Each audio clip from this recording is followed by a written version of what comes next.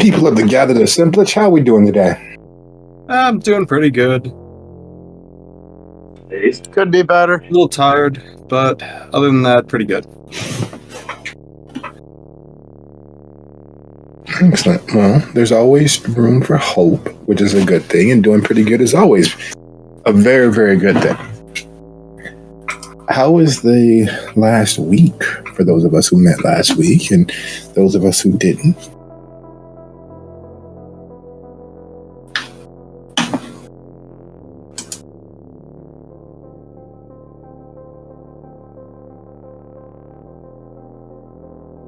That good, huh? It's been good, actually. I was just being quiet. Did you go out like I told you to last night? As I said, I had freaking classes today, so I didn't. Should. I'm planning today. Good. All right, so I haven't heard from Marcus, so I'm not exactly sure where he is just yet, but we have everyone, well, mostly everyone assembled, and speak of the devil and he shall appear. So we are all here in a fairly great time tonight. So let's dive into our initial warm-up to get us in the minds of our characters. Are there any questions, suggestions, hypotheses, or corners we need to round off? Well, I remember something. I want to make sure that I remembered. I heard something ticking almost right before we cut off. I remember hearing you describing a ticking going off coming from me, and I ran the other way from everyone else. Which is a good thing, I suppose. And that's accurate. The only thing fine-tuning we would be doing is he seeking to run through the back of the kitchen? Is he running out into the open area of the church to make that right down the tunnel and right down the hallway? Or is he trying to leap over the chasm of broken-in floor and make his way out the front door? So there's three obvious directions, but that, of course, can be fine-tuned in regards to where exactly is Leonetti attempting to flee from the ticking that is inside his being. Well, since we're in a kitchen, just to be clear, this isn't just a stray egg timer that was just left on, right? This is just to be sure. Oh no, it definitively is not an egg timer. Churches don't usually cook by egg timer, especially in the south suburbs of Chicago. There's lots of grandmas and aunties friends and old cougars who congregate at most churches, and with that comes a certain Southern style unctuousness in every meal, feeling as if it came out of some loving hearth and is filled with all the power and strength that the female heads of family can muster. Recipes passed down from mother to child for at least 4 to 5 generations. And with measurements... It's been passed down our family for generations.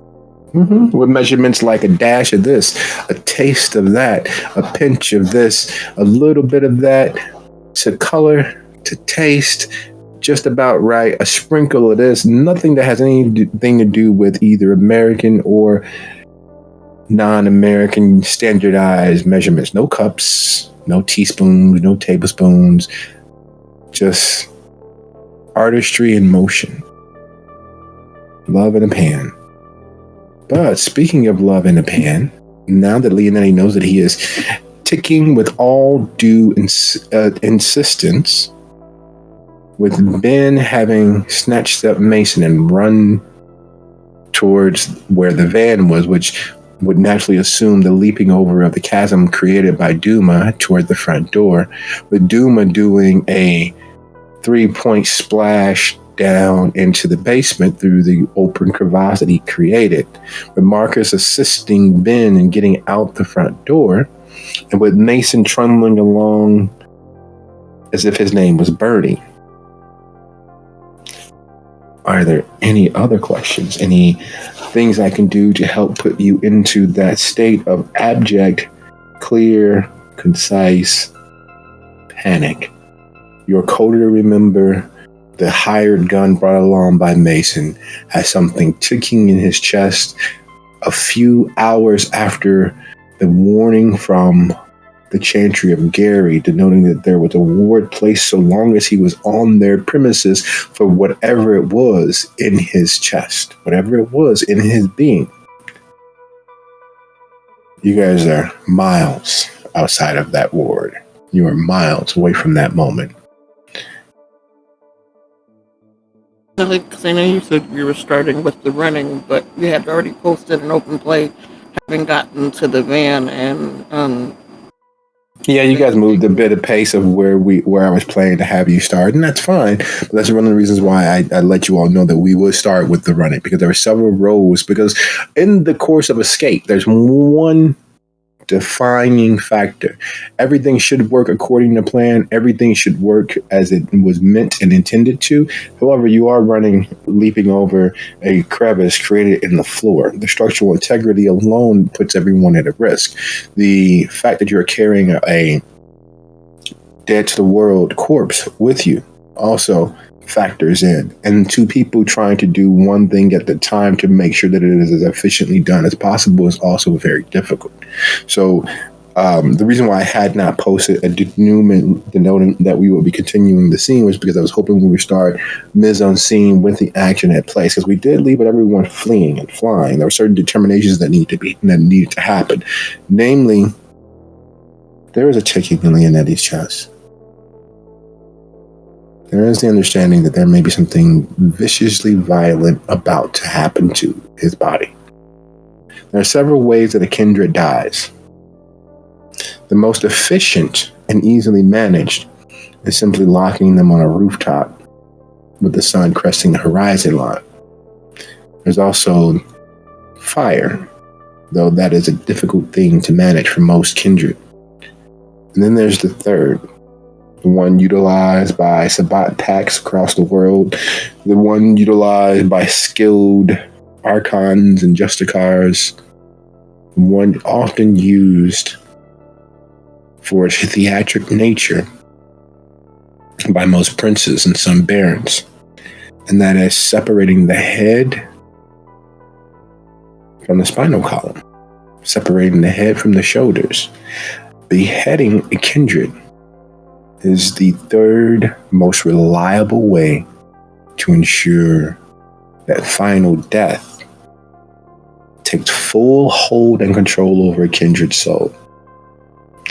And without beating that dead horse more into the grave, there is no way that the head would not separate if a bomb was placed in someone's chest.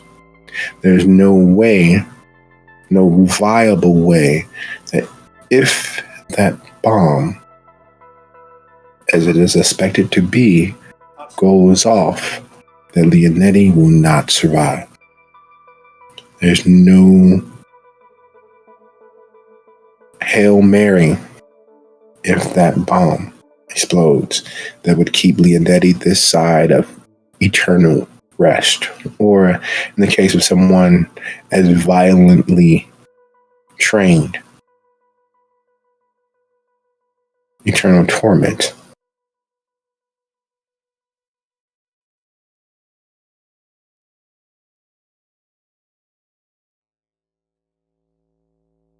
Which is the reason why I wanted to start with the running.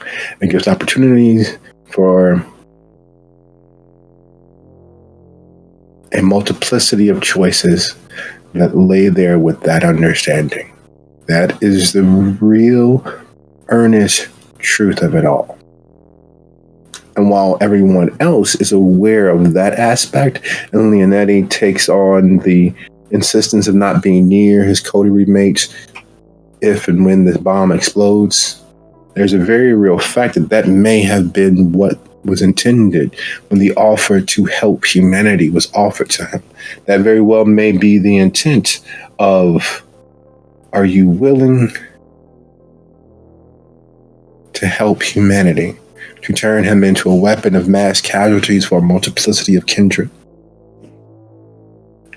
And understanding that in the now has its own weight, has its own truth, its own new normal that would easily bombard anyone with a semblance of self-preservation. One of the reasons why Leonetti was as successful as he is and has been, because he attacked from a distance, he plotted, he planned, he was tactical with it. And the only reason to be that tactical was to look after his children, to find the person that put him in this state, the person who utilized him as a weapon and damned his soul to eternal night. If he's not here, then who's going to look after his child? If he's not here, who is going to complete the mission? If he's not here, and that's a big question. That's a big reality to deal with. One's final moments.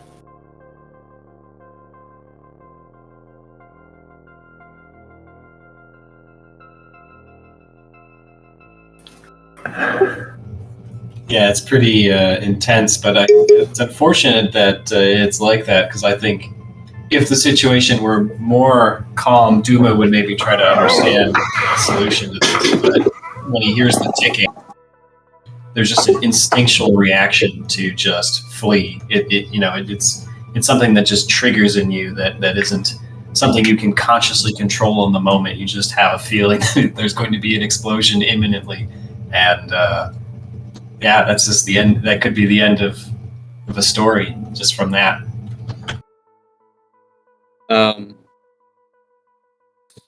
Well, Leonetti says to the coterie, well, two things could happen. I'm either going to die, or I'm gonna, this is a show to get me away from you.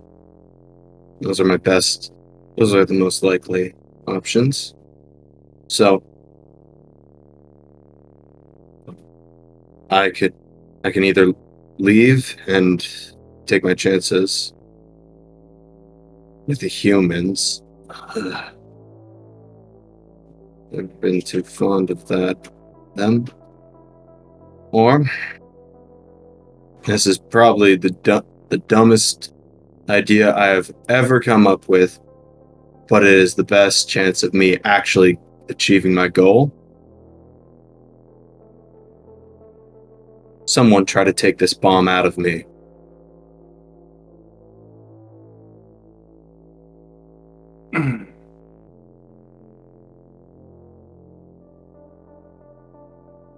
Well, the only way to get it out is to dig it out.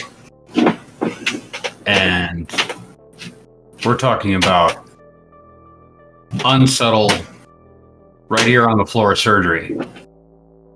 I understand. I don't know if we're changing this, because I thought we had done previously to the previous scene. We had already decided we were fleeing, but I mean, I don't mind retconning it or whatever, but I just assumed we were already. Yes, we did leave with everyone deciding to take flight, and that's one of the things that I wanted to give you guys an opportunity. I wanted to open up the possibility that your better demons, your better monsters may have stepped in, because the instinctual thing to do, the thing the beast wants you to do, the cowardly, craven, angry, vicious thing that exists in your blood and crawls around your mind wants you to do is worry about self. Damn the world. Worry about self. That instinctual, I must survive, that survivor's instinct that powers all of the darkness in the world. I'm not saying that it's wrong in this particular case. But there are moments, there are shining moments of sacrifice. There are shining moments of risking it all for another that is a brief flicker of light in the darkest of shadows. that brief flicker, that touch of flame and trick of the eye can often cause miracles to happen. And they build up one little ray of light, connecting with another, growing in strength and intensity until the dark isn't as foreboding, until the shadows of everyone's darker selves isn't so oppressive, until there is a thin sliver of hope present, supported by that one shining example.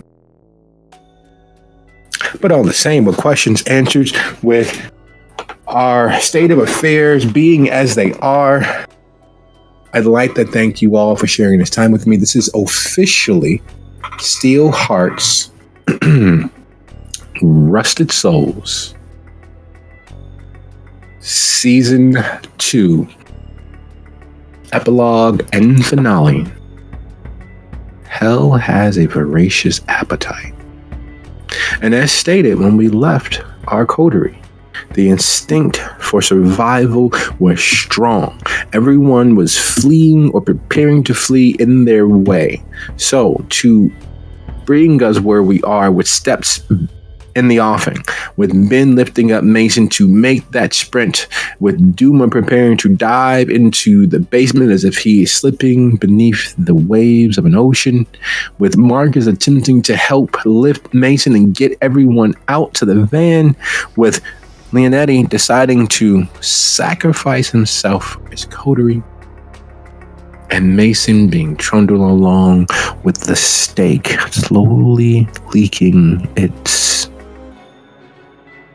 poison into his vitae, a spider web of darkness spreading across his spasming form. Let's begin alphabetically. Ben, Mason in hand, are you making that run? If so, it will be a dexterity and athletics difficulty 3.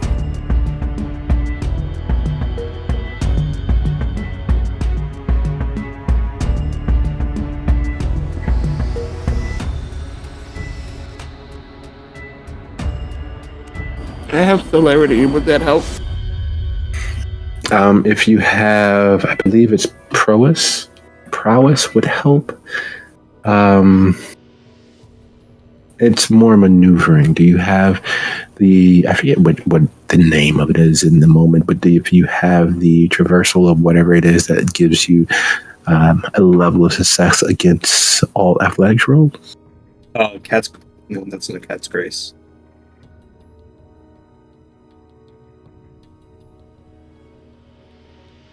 Acrobatics. Yeah, no, it's just rapid reflexes and weakness. No, fleetness has its uses. Yeah, it gives you a bonus to non-combat dexterity tests.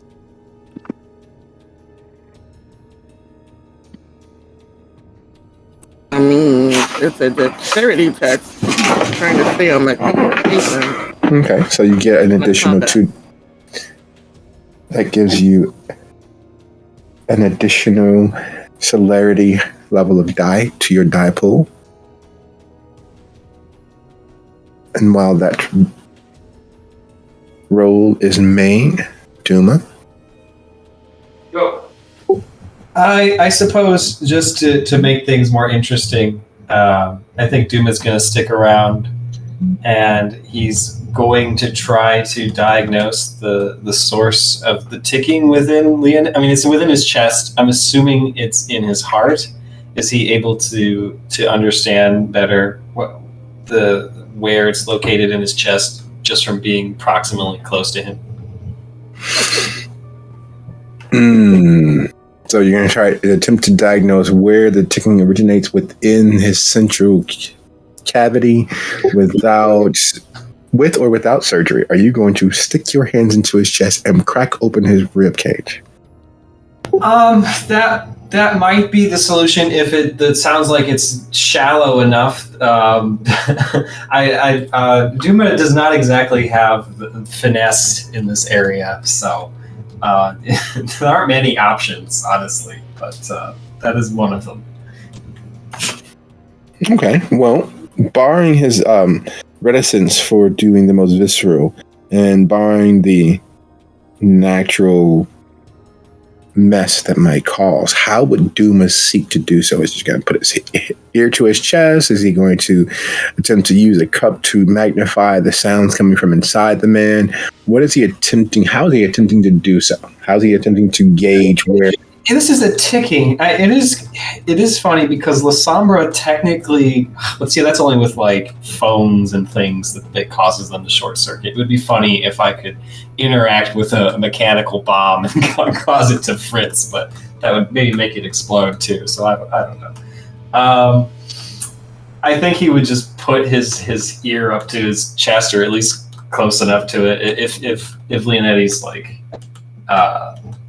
complicit with this. Okay. Well, that being the case, would you be so kind as go ahead and roll your wits plus awareness? Your DC is unfortunately 5. Oh boy. Wits plus which? Awareness. Awareness. Okay. And while that roll is being made, Leonetti, the good doctor's attempting to listen to the sounds of your heart. What are you attempting to do? There is a decidedly ominous ticking, loud enough to be heard over the natural sounds of a room. Loud enough to have caused that initial instinctual need to fly from this place, to not drag your coterie into hell with you. What are you doing? Well, I was originally going to try and open myself up to see if I get it out, but since somebody is listening in, I can't do that right now. So it's you could maybe prepare. I don't know. Yeah, I was psych yourself up to not go insane when you do that. Yeah. What could I do to try to make it easier? Like cut myself open. Literally just take a knife and cut it open. So what you're attempting to do? You know what? Yeah, I'll do that. Okay. So that is not an easy thing to do, because while Kindred are able to grit through the pain and laugh past a lot of things simply because of their dead flesh, there is a self-preservational aspect that every being has, not just the living, but the pseudo-living, such as Kindred. And stabbing one's chest and cutting it with sufficient force that one might have access to what is inside flesh, that, my dear friend, would be a resolve. And Melee, the difficulty, again, is 5. You are Melee? going...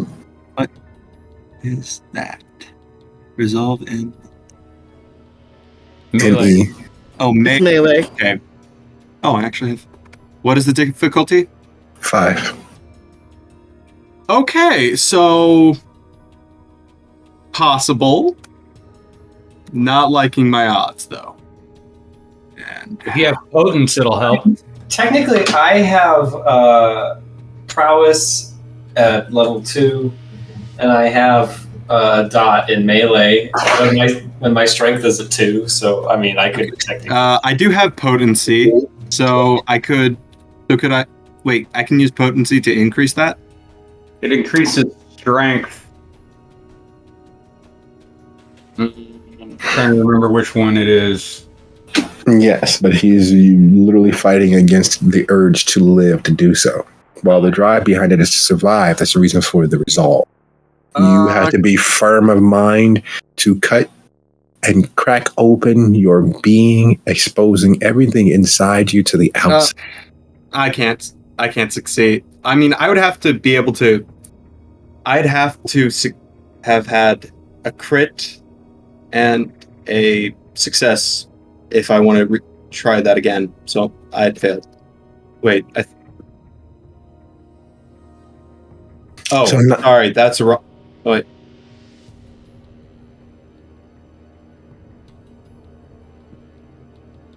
Okay. Yeah, that's what I did. I failed. Total failure. Fuck.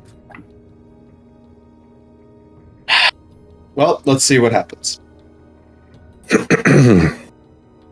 So, knife trembling. The very real fact that you know that it would hurt far more than a simple quick death of explosion. You pause, the blade point hovering, strangely enough, not far from Dr. Duma's head because of where he was seeking to listen, but the idea of jabbing that 7-inch long blade into your chest, cutting down with sufficient force to break and crack open your sternum so that you can break and crack your ribs far enough to get your hand inside is not the most impossible thing you have ever thought of doing, but it is significantly high on that list. That there would be a before actually attempting that and an after. Even if there was no bomb in your chest, even if there was nothing ticking, even if there was nothing mechanical in your being, the strength of will that would require is a little beyond your scope because you're doing it to survive. So we're risking the chance that you may have accidentally pierced your heart. You may have accidentally caused such an egregious wound that you might not ever be the same after. And those thoughts weighing on your mind keeps that blade from piercing into that dead flesh that you call your being, yourself. And as that struggle flits and holds church on Leonetti's face, Marcus Ben has Mason has leaped over the gorge created by Duma and is making their way towards the front door. What is it that you're doing? Now that we're clear of the obstacle and Ben has has Mason in hand, he's going to do the stupid thing and going around the hole quickly because he has fleetness. He's going to take the knife from Leonetti, look at Duma and say, "Did you find it?" No, I haven't found a ting. Oh, I can't hear anything with this guy's dense ass torso. Okay, and this is why I read medical books for the last 3 weeks. And I'm assuming Leonetti was standing when he tried to gut himself? Yes. Of course he was. Like, this is going to hurt a lot, but it's going to hurt less than what you were going to try to do. And I find the bottom of his rib cage, and I cut across.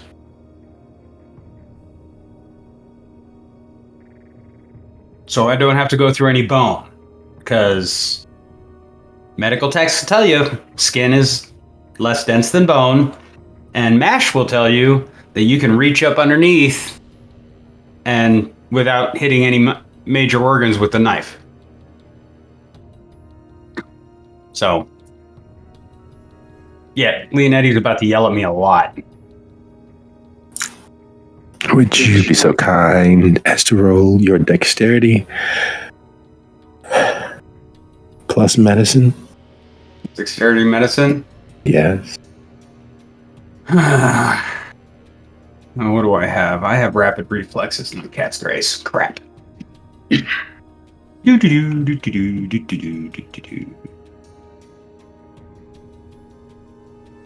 Roll dice here.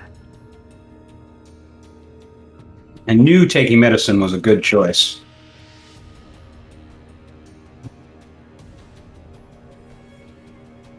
Oh, yes!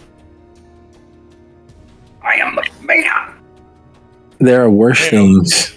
There are worse things that you've had splash against your face, Duma.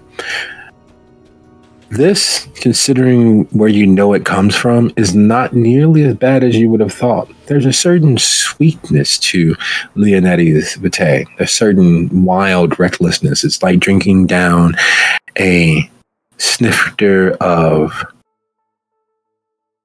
barely aged cognac, but it's still cognac, even if it is cheap.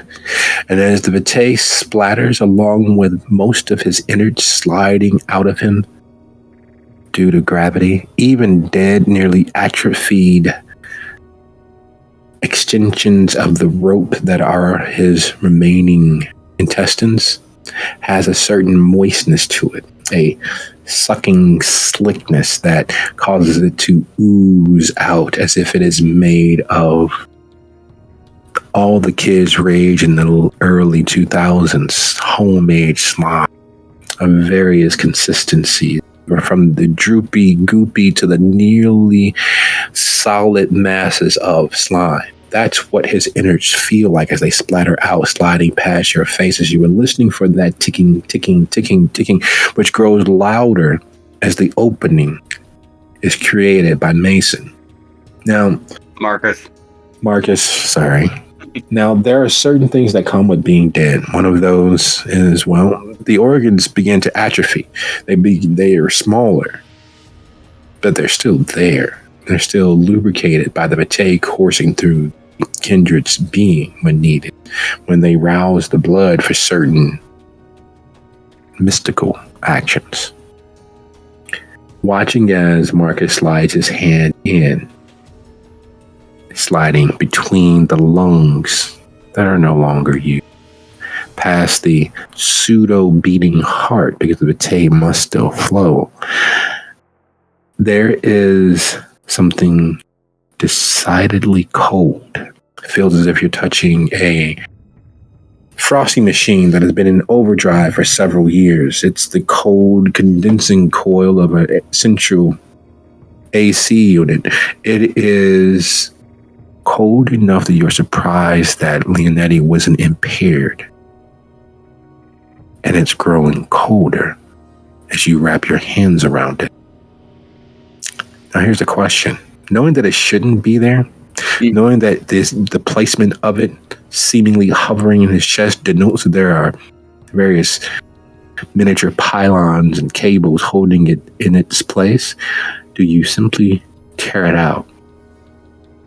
Oh no, because Marcus studies hard. And with his limited experience with blood sorcery, he did learn their first trick. He pulls his hand back just enough so that the palm's exposed, cuts across the palm, and reinserts the hand as he forces his blood to become acidic.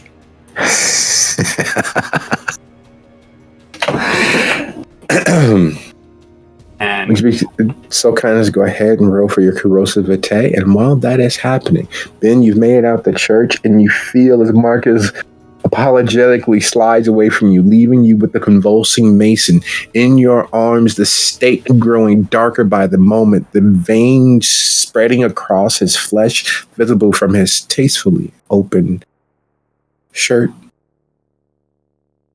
working their way up across the chest, crawling across his neck as if they are a beast or ant farm having been planted into his chest. What do you do?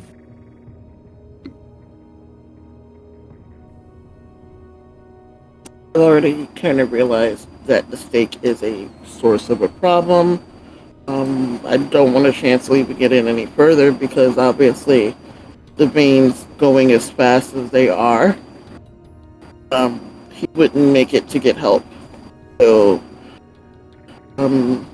he's going to carefully place him on the ground, her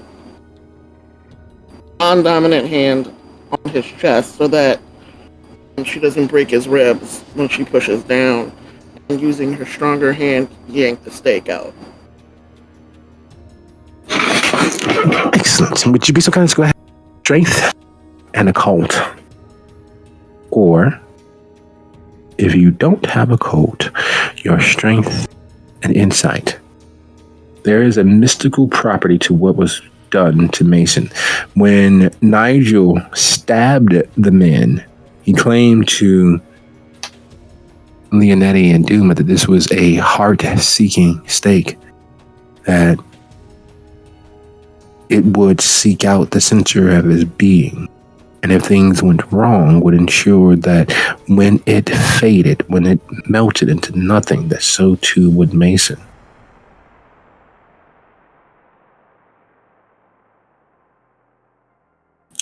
Not being mystically minded, not being skilled in thaumaturgy, but having grown up reading Ursula K. Le Guin, having grown up when The Lord of the Rings was the newest New York best time seller, having grown up in a time when the legends of the past were not that far in the past, when the legends and urban myths were fresh on everyone's tongue, when there was a central education done for most families.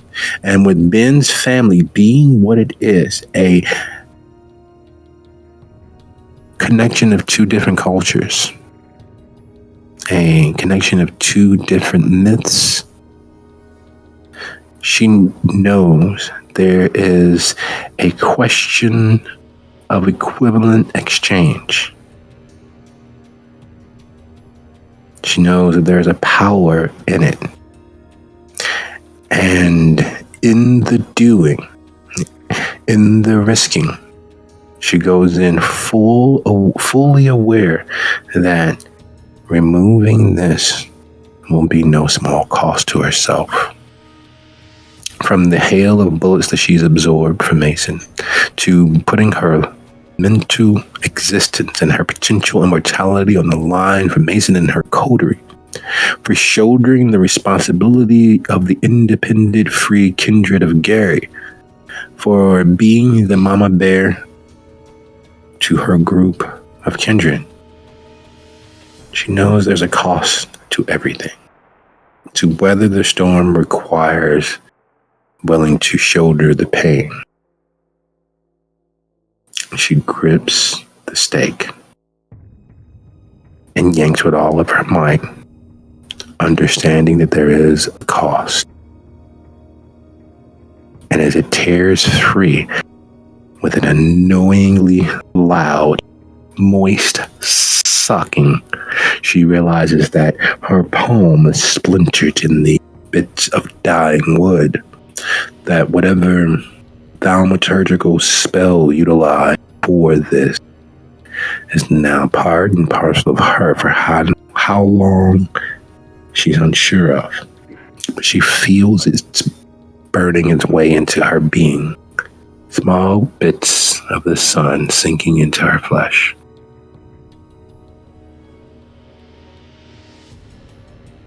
The dark veins of magic halt, coming to a stop, leaving what looks like the most garish of neck tattoos on Mason's flesh. You're sure that it goes much further and spreads out from its position centered into his chest. But as his lilac eyes open to the night, there's a certain understanding.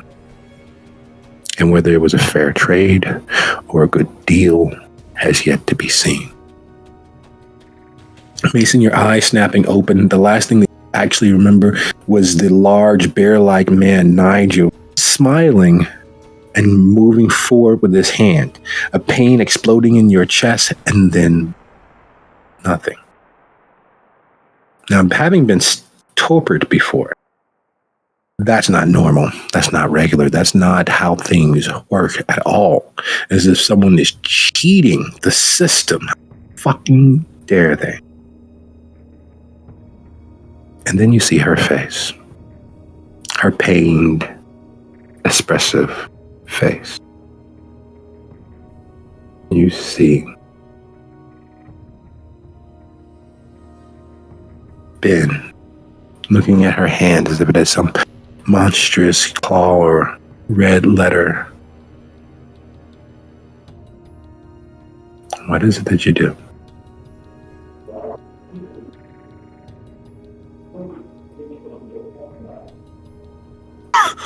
Geez, sorry, I didn't mean to cough.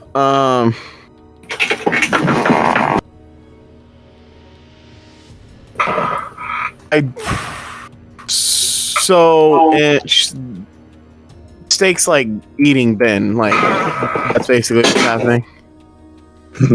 Steaks like what? Eating Ben's hand, like absorbing it or like burning it. Her hand is darker than you've ever seen it, but there's nothing there. It looks like the charred, semi-charred remains or an ebony statue at the point. The palm of it is clearly not the nice, bright, pink, calloused member that you're accustomed to seeing. That's not the unblemished model's hands that you're accustomed to trailing over your skin. Mm-hmm. There's a brightness to it beneath the surface. Jason would be worried. He would be like, "What happened?"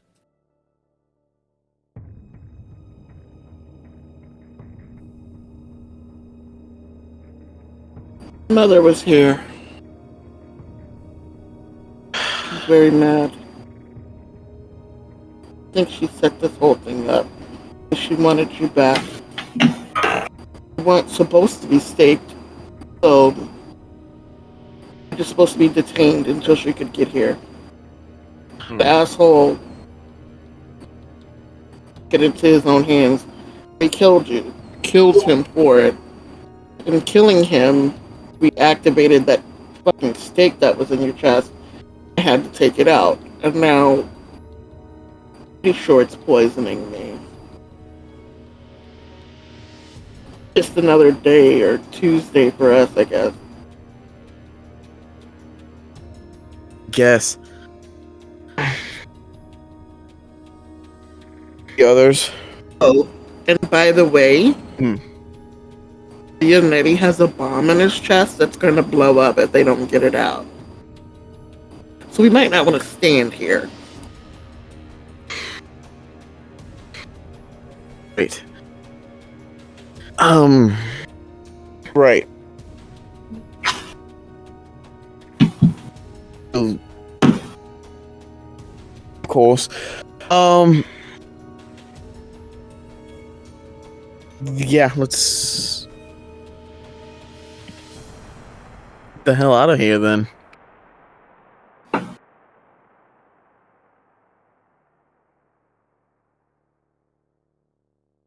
So you pull yourself up to your feet and look toward the building that would have formerly been your prison, with the last place that you entered. There is a huge hole in the floor, nearly central to the entirety of the building. On the far side of that hole, standing in the doorway to the kitchen, are Marcus, Leonetti, Duma, huddled around Leonetti with his innards leaking out. His, for lack of a better word and for more of a proper description, Marcus gutted him, disemboweled him to be more exact, gravity doing the rest.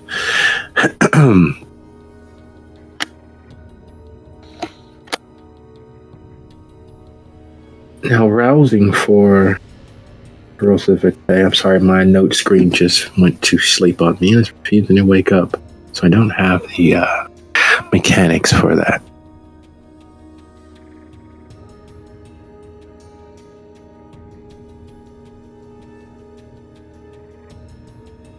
All right, well, I'll have to do this loaf.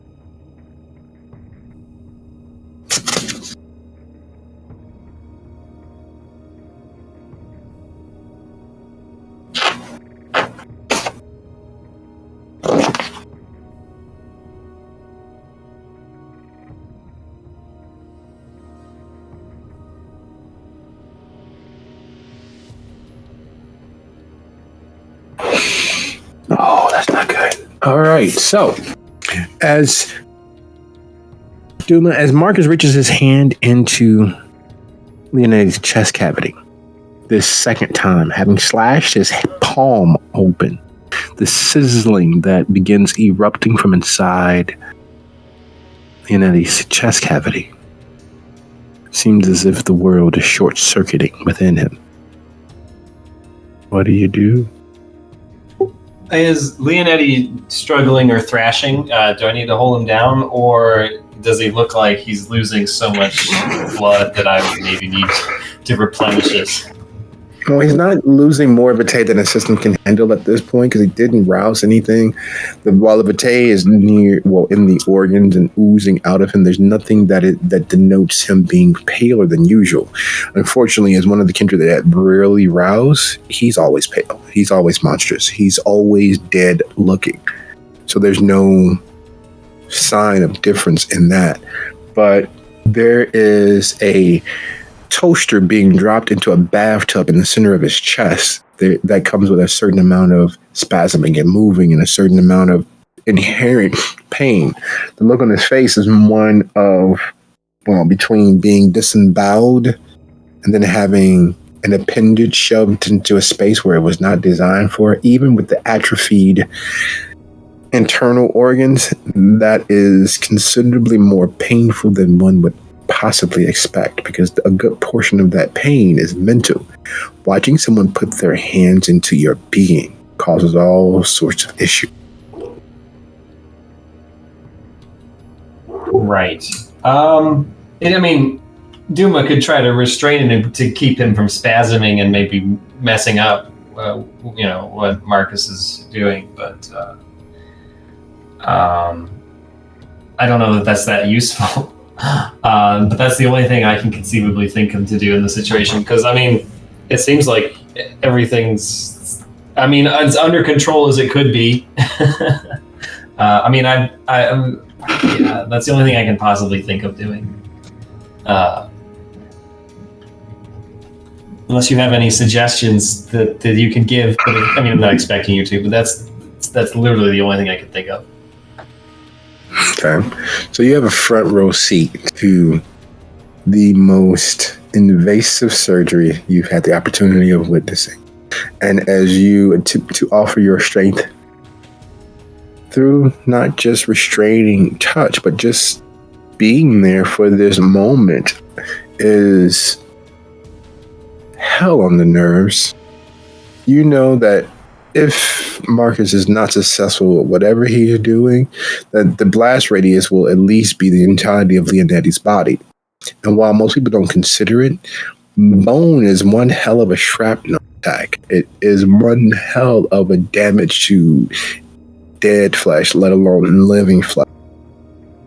And that was one of the inherent risks. And during World War I, the trench guns were so devastating because blasting through someone's arm wasn't just separating it from their person, sending those bits of bone to their fellow soldiers, to their battle buddies. It was causing all sorts of grievous harm. And the worst thing is, most people didn't die. Most people managed to survive. Most soldiers came back having witnessed horrific, having scars that there was no explanation, carrying bits and pieces of their enemy in their skin because of the shrapnel damage. And being a student of history and being one of the biggest changes to a society is war. Duma knows those details inherently.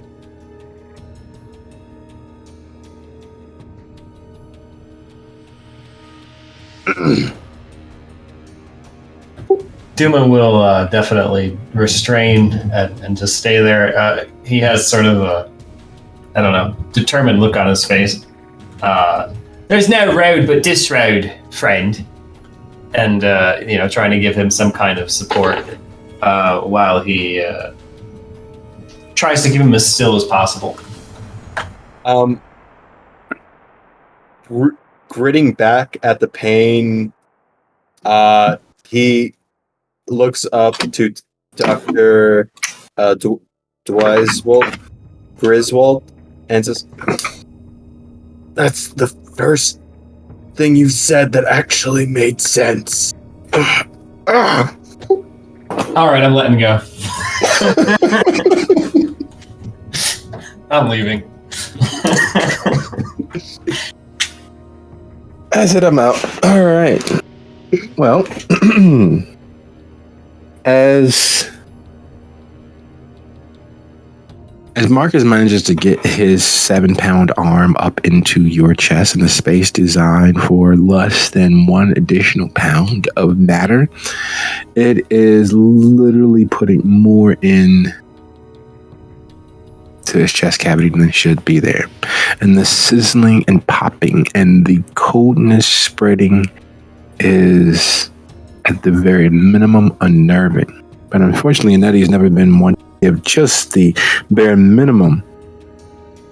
Having witnessed and been privy to and cause of a huge amount of pain to others, having committed brain surgery via distance and using implements not made for it, he knows what pain could be, and he unfortunately in this moment wishes that it was over quickly. Would you be so kind as to go ahead and roll your resolve plus composure and get as high as you can, because there's no way to properly describe being conscious for a surgery of this magnitude.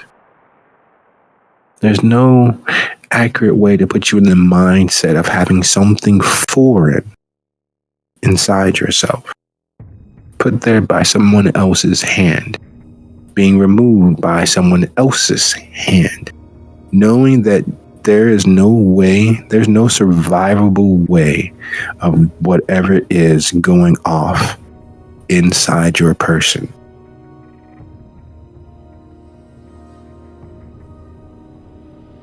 Is that enough? 4 successes? Yes, if you were human, you would have passed out 17 times. You're not human. You're dead. You crit through the pain. And Dr. Duma's touch and helping you restrain and fight that is a help.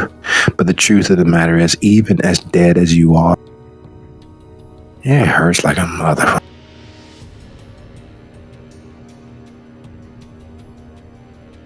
And speaking of hurting, I knew we were going to get to this. oh yes, there's a reason why when atomic fission breaks down, when the power plants have any issues with their radioactive core, is that the area is flooded in water. It's flooded completely and so thoroughly that if it reaches beyond the initial catastrophe, that the water will absorb some of the concussive force. The water will help cool what's happening. It will act as a buffer. Shit's still going to be fucked, but it'll be considerably less fucked. Unfortunately, Marcus doesn't have the access to having a water tank that would act as buffer. He doesn't have a non-conductive material that would act as a buffer between all that is leaking from the material inside Leon. And it's cold. Colder than even the dead skin around it. Colder than, well, there should be no way that anything could be at absolute zero, even inside a dead body. You know, And I you just had my hand fixed. I'm just saying. You are absolutely positive that you are at least at absolute zero. You're absolutely positive that the frostbite crawling its way up your arms would have caused untold damage if released with the significant explosive force. Oh, that's a fucked up bomb. Okay, so I've felt this thing. I haven't seen it. And it's slowly dissolving in from the blood. But can I use intelligence and technology to figure out what it was before I started to melt it? Yes, you would be at a -1 because of lack of sight, and you haven't had a chance to actually touch and plan out the actual fullness of it, because it very much was rigged to hang between his lungs and his heart, so that would cause the most catastrophe when it's released. And yeah. And it's releasing a bunch of cold. Yes. Oh, that's not good. No. Because Okay. the only way to release cold as a weapon, because it requires such a significant amount of energy to release. I'm thinking Freon or It's something. easier it's easier to go past to go the opposite direction, to go higher than 212, to go higher than 1300, to get too cold, than to pull out enough energy to be at absolute zero. Yeah, there's few chemicals that would operate the other way, and the insulation would be insane. So, like liquid nitrogen in a ceramic insulated container, or liquid freon being turned to a gas would produce this temperature, and neither one of those things is good. Oh my goodness. There is something that is so cutting edge that it causes his brain to spasm. This, whatever it is, there's no natural stinging of the air. The space in his lungs should be stinging and bubbling and burning, because that's what happens when most refrigerants hit room temperature. But whatever this is doing the opposite. It is crystallizing every bit of organic matter that is touching. It is crystallizing and freezing everything. Your corrosive vitae causing it to leak instead of be released with enough propulsion to be the explosion that was wanted, but it still has someone to go somewhere. And your blood and Leonetti's internal matter are acting as fuel while it burns itself off, like lighting your hand on fire with a little bit of alcohol inside of it. Instead of just going out when the fuel was gone, the fuel is the organic matter. So at this point, how much connection did I feel between the item and the surrounding tissue and bone? They have small wires coming from it. Just to give you a fuller picture, it's effectively a spider that has its legs into the rib cage, the lungs, and the primary trunk being attached to his spine, so that it hangs dead smack center of his being. So that right, it hasn't. Just right at the heart. Yep.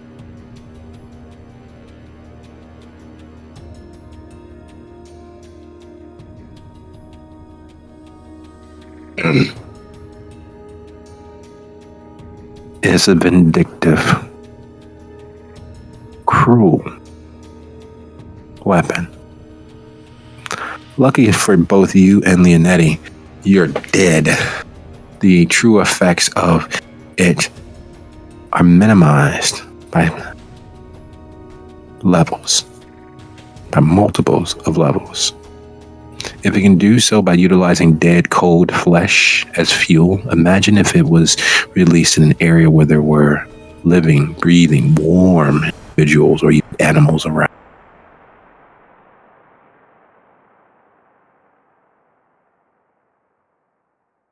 And pulling your hand out with the slagged metal.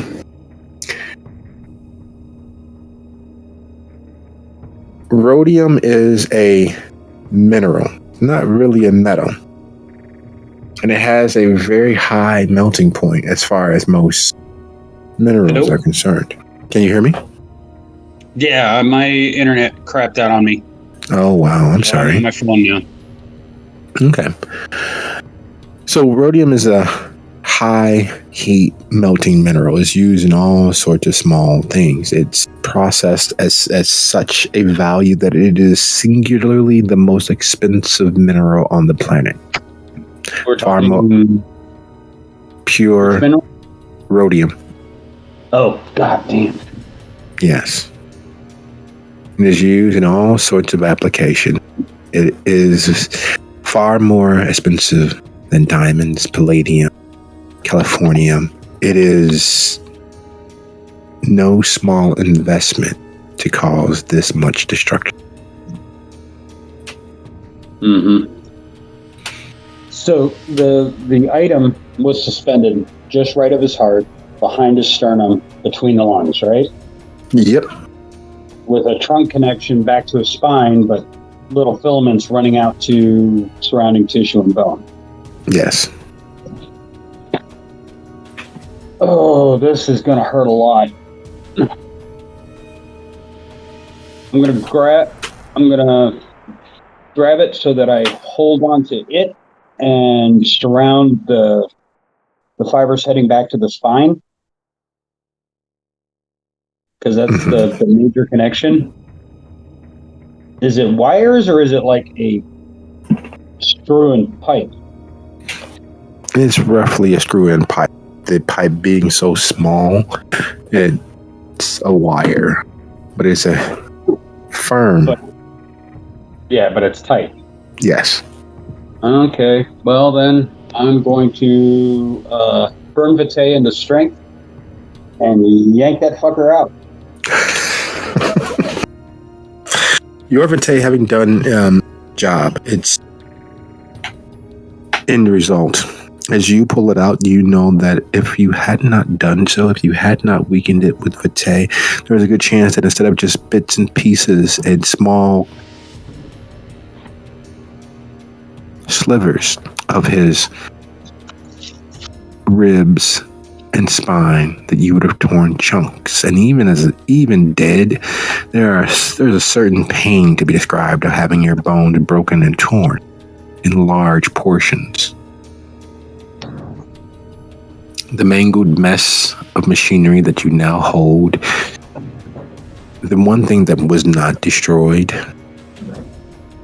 is the small sliver of clear human fat that is connected with the device.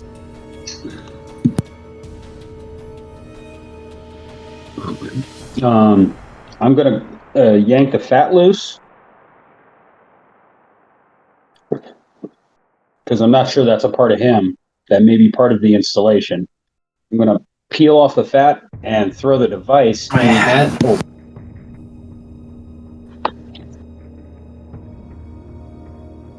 My stuff out. Tearing the fat off, you realize the supercharger to whatever this device would do. Provide an initiating spark to make it so much worse.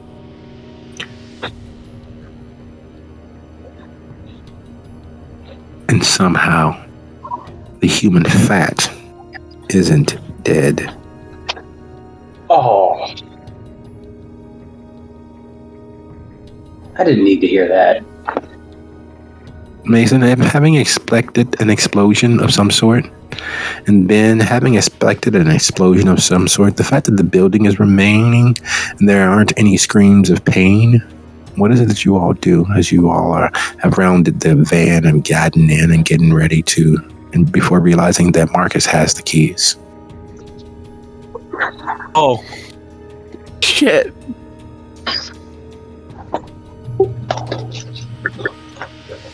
I mean, I moved beyond words. I mean, I couldn't even begin to describe that as gelatinous. There's other ways to start the car besides the keys. All right, so. Did we forget Ben as a mechanic? No, not at all.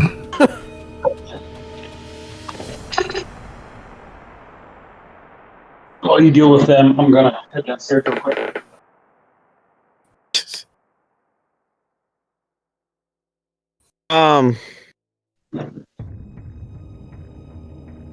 Seeing as there hasn't been an explosion yet, Correct.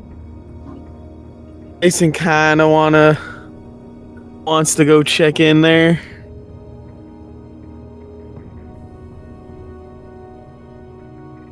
Yeah, and see what's going on.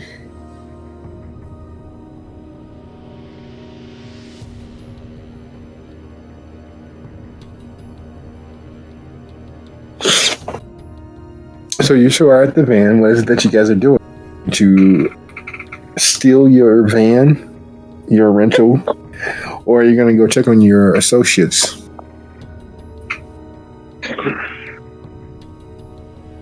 I'm gonna hop out and poke my head into the building.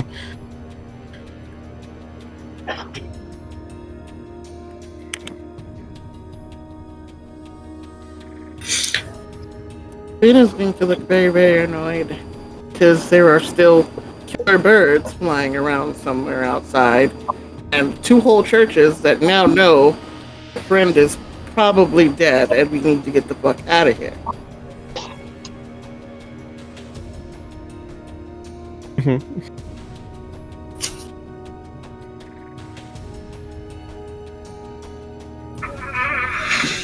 Okay, so what does Ben do or say about her feelings? Having noticed there hasn't been an explosion, do you go and drag them out by their ears? Do you go and yell inside? Do you not go inside? Do you wait for Mason to get back to the van? Or do you accompany him in? What is it that Ben does? Jumping back across the street, getting close enough to shout into the building, but not getting all the way in the building. Just because you got it out doesn't mean it's not going to eventually explode. I would stop messing with that thing and get rid of it.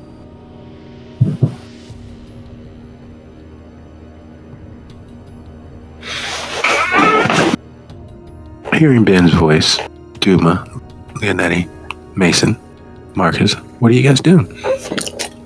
Well, Marcus has already thrown the device. Once he got the fat off, he tossed it into the hole that leads to the basement.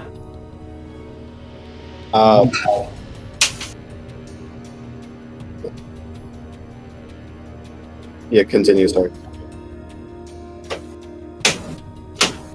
Oh no, my mic is extraordinarily sensitive. Go on.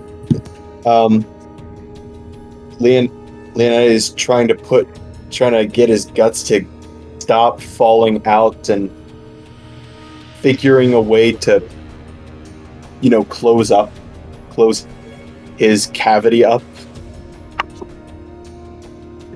After that,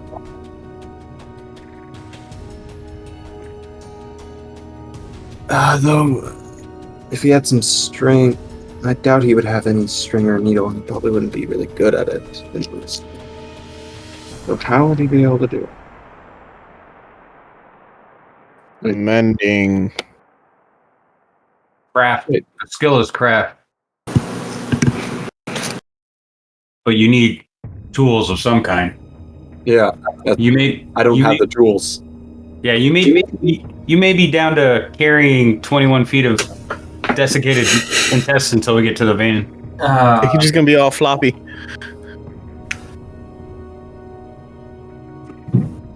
I was gonna be like, let's cauterize it, but no, we can't do that either. I mean, technically you can. He'd just be ash by the time you actually heal him. You can risk the flame. You can risk the heat. You can risk it. You can risk. Nah, we risked enough already. I'm not going to tempt fate anymore. Yeah, I don't think it would go very well. Yeah, we've tempted fate enough already. Let's. Mason would yell at everyone too. I'm all right, by the way. We should probably listen to Ben and get the heck out of here. Marcus is gonna just Leonetti stuff in as much as he can because the cut he made was between the rib cage and the lower stomach cavity, so it's kind of like a shelf now or a drawer. Thanks. So we try to stuff in as much as we can and get him to the van. And I'm going to help Leonetti. Yeah, I guess I will help stuff the stomach full of accordion and keep on. You have another doctor, but not that kind of doctor. As you're standing in the doorway, Ben.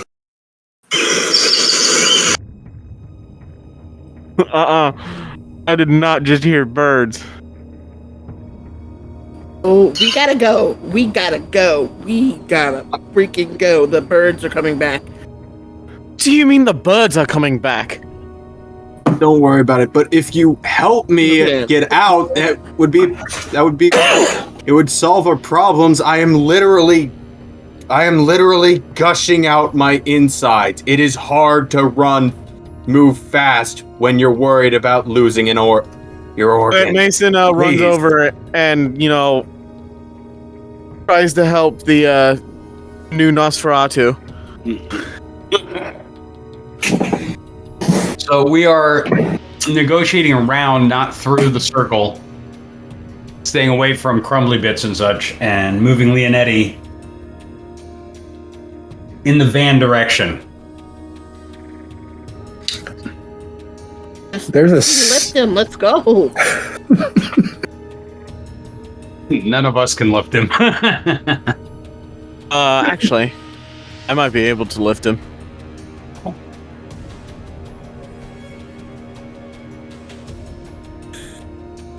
I mean, I can try to help. I have prowess. I don't know. I'm just trying to make sure he doesn't tangle on anything and trip us all. Yes, that is always the risk when, transporting huge amounts of electric cord or huge amounts of wire in general, or, garden hoses, or in this case, a unwashed bucket of chitlings, which is what the intestines really are. For those of you who know what that is and where it comes from and which animal, that is what you're holding. You are holding something that's only semi-moist. It's a little tacky because he has atrophied. He is dead. And yet, as Mason lifts him overhead and Marcus grabs ropes upon ropes of his intestines, and Dr. Duma grabs the other ropes upon ropes, ensuring that you all don't fall or trip or pulled down by the insides of your coterie mate. The sounds of birds are one thing, but hearing amidst those chirps and tweets in the songs of night bird, the sound of a hawk's cry, it's another matter entirely. It is not one singular hawk. It's not one singular bird of prey. You know that there is a dark cloud of death somewhere out there in the world, free of any semblance of control, having been fed by kindred so that they are larger, stronger, more bloodthirsty.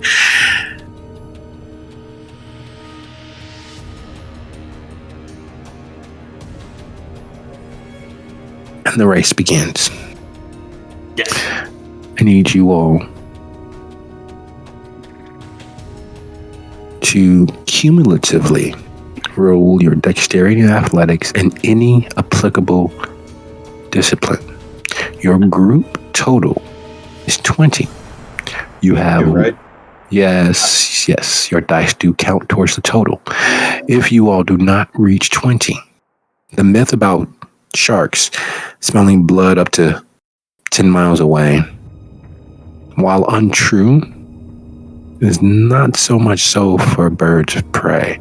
The scent of blood hitting the air, being carried on the current, will attract them from miles around, especially if they have fed on blood before, if they are attracted to the lovely, sweet taste of a tea.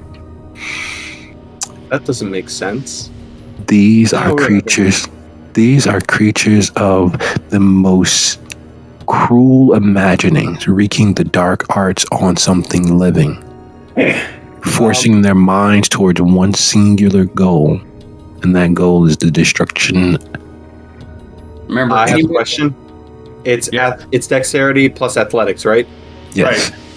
Right. Okay. Just wanna make sure. Plus, And if any you have- discipline that helps with fastness. I don't. yeah, I do. if you have celerity fleetness, you can add your celerity level to your dice pool, which is the only reason why I'm worth a damn right now. Yeah. So, correct me if I'm wrong, does prowess add a point or no? No, Okay. just celerity. 4, 1, 4, 3. Who are we missing?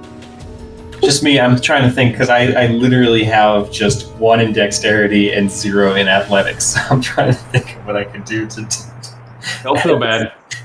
You can rouse the blood and add 1 point to dexterity. That's about it. Well, I will do that then.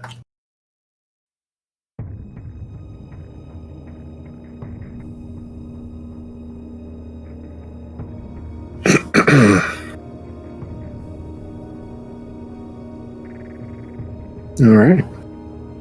Well, I don't think we made it. No. No. There are 5 of us. We needed to hit 20. All of us had to have 4 successes to make it. Oh yeah, you're right. Based on that math, there's literally no way that was.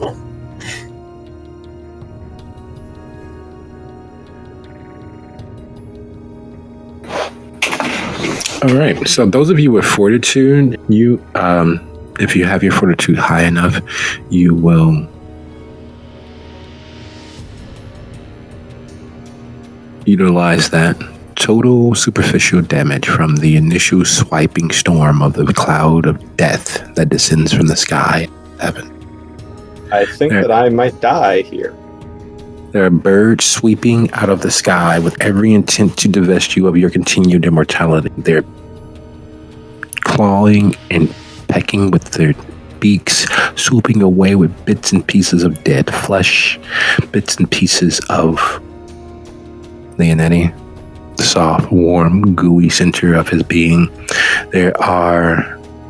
It's hell on wing, these monstrously large, red-eyed, too smart for themselves creatures of the hunt. These weapons of destruction descend and fly and swoop and attack. So, the easiest things that would help would be, of course, being as it is still superficial. It is, of course, halved, which would be 3.5 levels of damage, unless, of course, you have something that would mitigate or minimize the initial levels of superficial damage.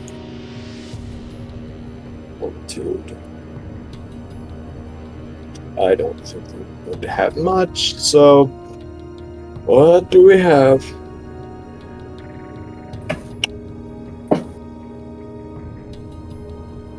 Got toughness. Toughness is nice. We like toughness. This is a very good thing. Anyone else have any other abilities that would help mitigate or minimize the damage? Rapid reflexes? That gives you a 1 free action. That's it. I have lots in stamina. That's it. I mean, I have resilience. I don't have toughness yet. All right. So, I think I live with one dot of health left. So if we carry over health from last session, so yes, we do. Like, it'd be a very bad idea to activate awe in this situation. Would you like to? No. This is like the one time Mason doesn't want to activate that. Come on, it wouldn't be so bad. You'd just be the center of their attention, which means you would be able to remove one level of damage from each of your coterie mates because they'd attack you a little bit more. Yeah, but then I have to add that to me, and I'm not that strong. I don't have that much health. I mean, can you intimidate these things? I could do shadow cloak to add in my intimidation, and then I have coercion, and I have 2 dots of intimidation. I don't think they're. I have 1 dot in intimidation. I can try and talk the birds out of biting us. Yeah. Well, I got 4 dots in finance. I've got a laundering specialty. Yeah, you can teach these birds finance. There you go. Juna is mostly focusing, yelling to Marcus, give me the keys, because she's going to try to run for the van, back at it to make it closer. Actually, Marcus is the fastest person here.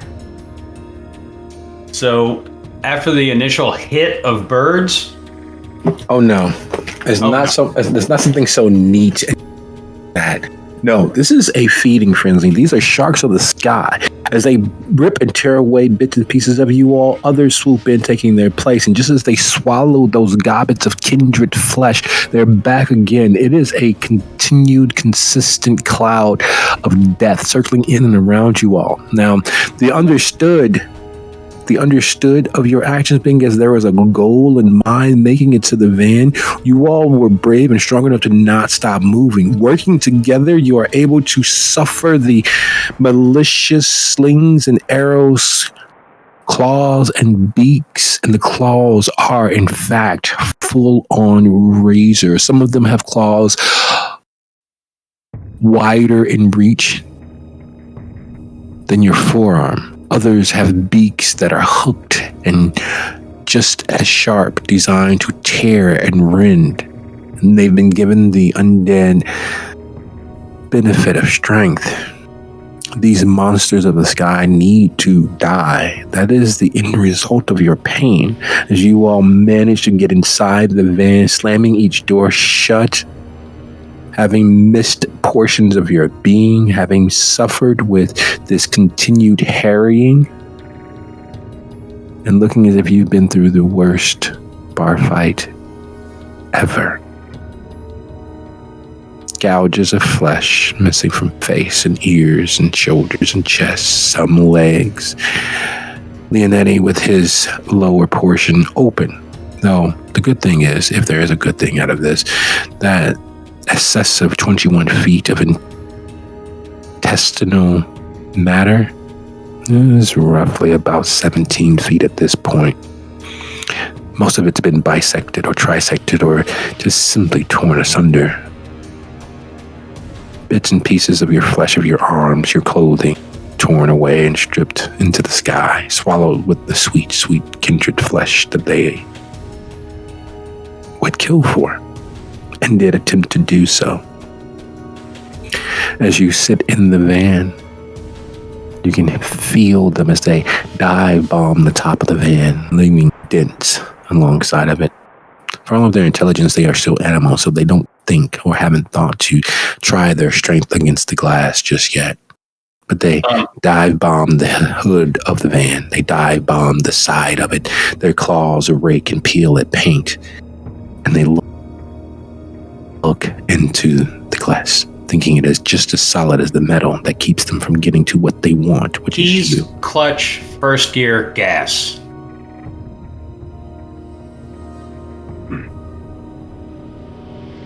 And we are moving. There was a time when comedy movies would put out mock or fall of whatever the most popular movie was. The Farrelly brothers were good for it. The makers of Naked Gun, The Loaded Weapon, The National Lampoons, they always had little small things that were like the most common zeitgeist movie of that year and those of its genre.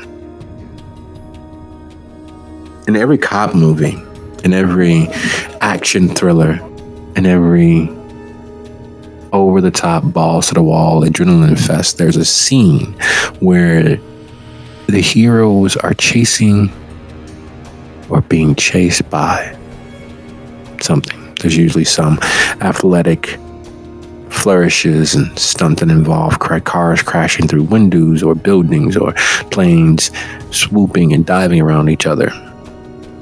Never in the history of all of the imaginings of either of you all has the idea of being pursued by night terrors of the sky ever factored in as what your chase moment would be. But it very much is that they attempt to dive bomb the van or attempt to stop it by sheer force of wing, to knock it off the road, to attempt to harry the prey until it gets too tired to do anything else. So you flee through the city. Where are you heading? We're heading back to the university. There's nobody else that can handle this except for the Tremere. And maybe a kind with a quad 50. You don't just want to go into the sewer? It's not an I was option. gonna say maybe we should drive the van through one of the other churches and make the birds their fucking problem. I agree with. I agree. What kind on of that. van is this? Like, do you think it's that powerful to ram through a building and keep going? This van won't survive much more. Exactly. But we can drive by the other church on our way to the university.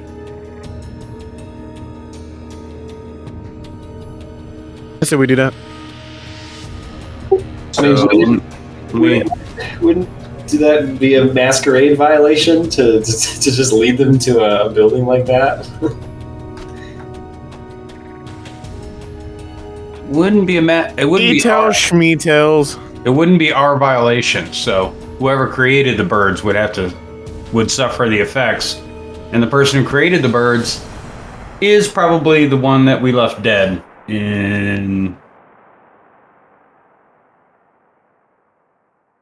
the last Man fight. is staked man, I guess. So you guys have a consensus? Yeah, we're gonna drive by the church to the south, and then grab 15 and head towards Gary. Let's see, where are we? There we are. So we'll drive past the charter chapel, get on the 17, get on the 53, and head south. Would you be so kind as to roll your dexterity and drive? Your DC is 4. Really? God damn. That's just mean. They should have handed the keys to Ben.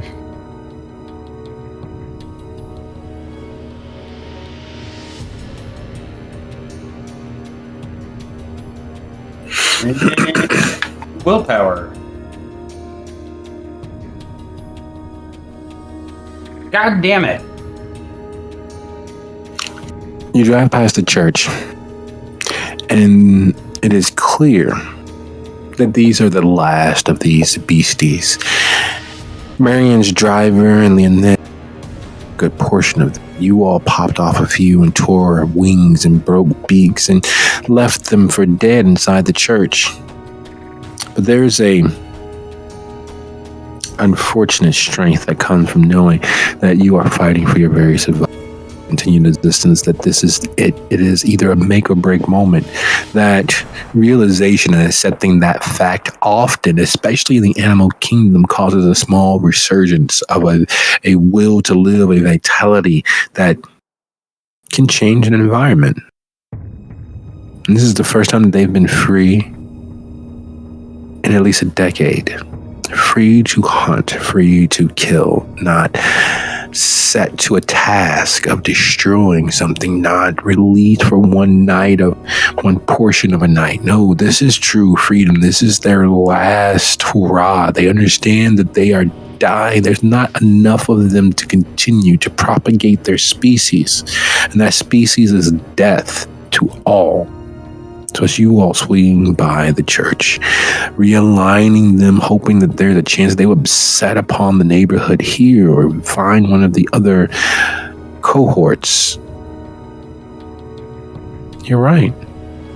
They do. They swoop at the church, as only those who see signs of depression might. They also, unfortunately, get a lucky crash, as one's wing, when they dive on the van, happened to break it through the window nearest Mason in the third row. Hanging on for dear life because it's never had such an experience, such a difference. It takes a few seconds for them to caw, screech, and cry out towards one another. And then you can see it happening. And it is a terrible sight to behold as their swoops, their dive bombs become less reckless, as they begin locking on to that glass, that window, that force field that has kept them from more prey. And it's clear that these are the alphas of this particular flock. Because the four of them target the windows. Not with their wings, not with their bodies, not dive bombing in rage, but no, claw strikes that leave garish, deep crevasses in the windows. Before soon those cracks, those scratches become actual open space, and they begin swooping and claw striking aside, catching clothing, catching as bit of flesh as you all duck and dodge away from their open, outstretched claws, their swords, basically. And then it happens. One catches Marcus across the neck and then across the eye. A slight swerve, clipping of a parked car. And there's no way to say it. You guys are on foot. There are 3 apartment buildings near where you are, and they are angrily swooping and circling. They haven't quite decided on an attack pattern, but it is clear that they are working their ways up to it. You all recognize the calls and shrieks and calls to each other. You recognize what they're doing. They're plotting, planning. They intend to end you all. And with that thought in mind, it is now back here at 3 after the hour. Thanks, guys.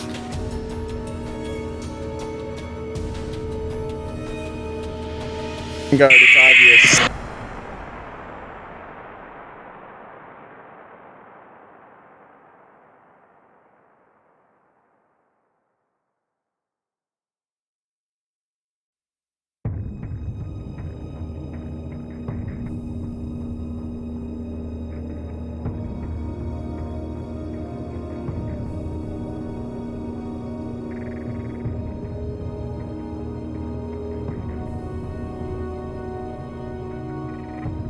That's actually the sound of a hawk, but I'm glad you guys are aware that the guys are death.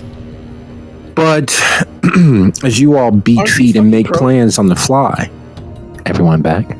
Was that a bird whistle? How are you doing that?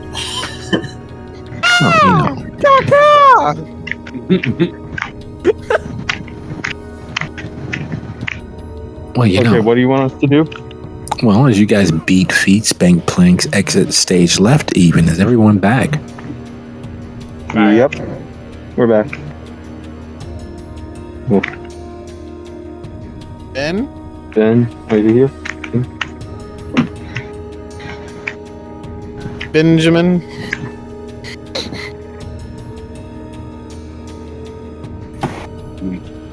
The Shabbat are actually the good guys. Wait a second, what?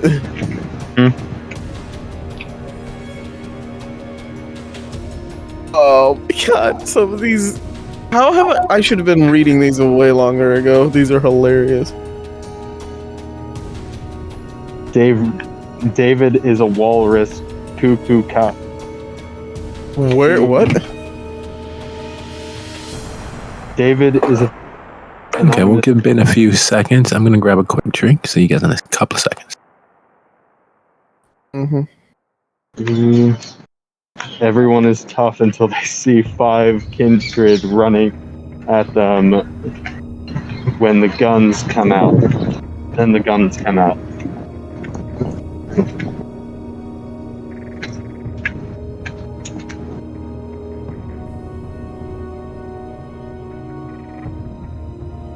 Anarchs paint themselves as rebel scum. They are not rebels. The rest is true.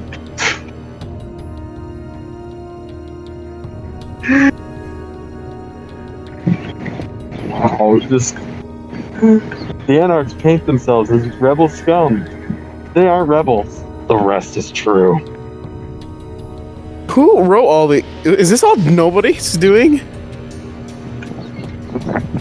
I don't know, but whoever did, they are a genius, fucker. Yeah. Marsh Motor Works is a drug front.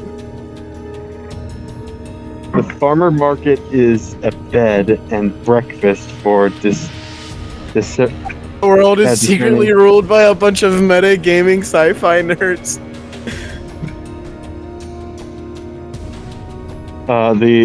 The farmer's market is a bed and breakfast for discerning criminals its owner and is the customer service representative of crime. I like this one. Marcus is a Sabot plant. Sabot plant. Got something to tell us, Marcus?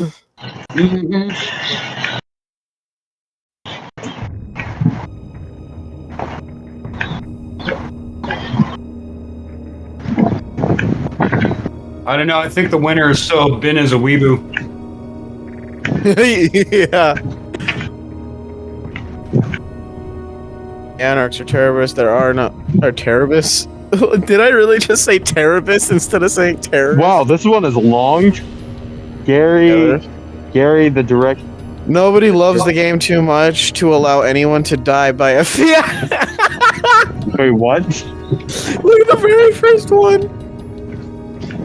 Oh, okay. Nobody's. How? Wait, she's far deadlier than she seems. She already seems very deadly.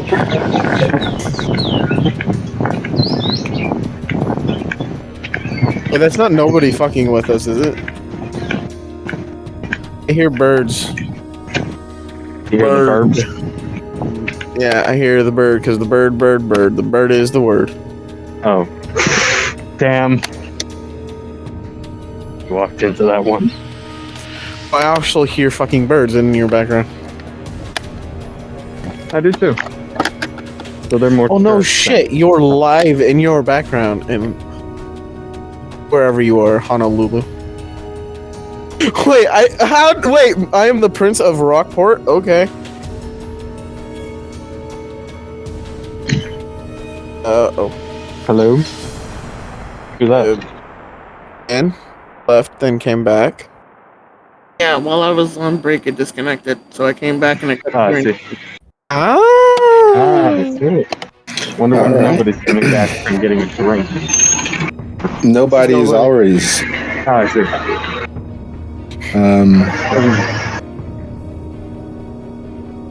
Put us in the proper mood as to what our death of the season will be.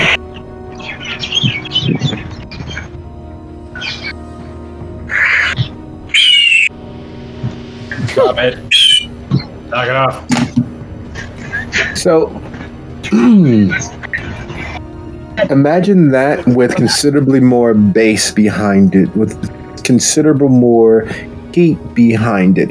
And while they are the equivalent of 7 to 8 stories away from where you all are now fleeing, watching them fall into an attack vector like jets causes your very dead Vitae to freeze, as you are still wearing the scars of their focused attention. At least you thought it was focused. What you all received thus far was the attention of a ravening beast. It was the attention of something that needed or wanted what you have. What you see happening in the skies above your head as you flee toward the nearest building is a step above animal cunning. Those are enemies. It is utilize your strategic advantage. It is anathema to the animal kingdom.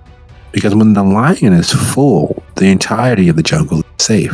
It could sleep right next to its prey. When the tiger, having hunted its fill, can sleep in the very village of the beings that it hates. When the wolf has had its fill of the hunt, it doesn't care about any other creature. Deers, moose, bucks, bison, they can walk right past it with no fear in their hearts. Only something as cunning as man, very close to it, continues to harry, continues to attack when there's no need to eat.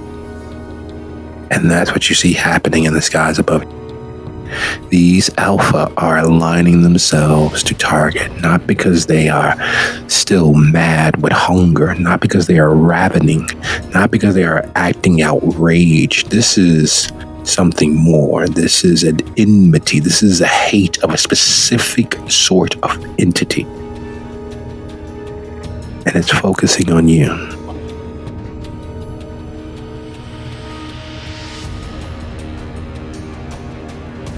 So the van mostly crashed.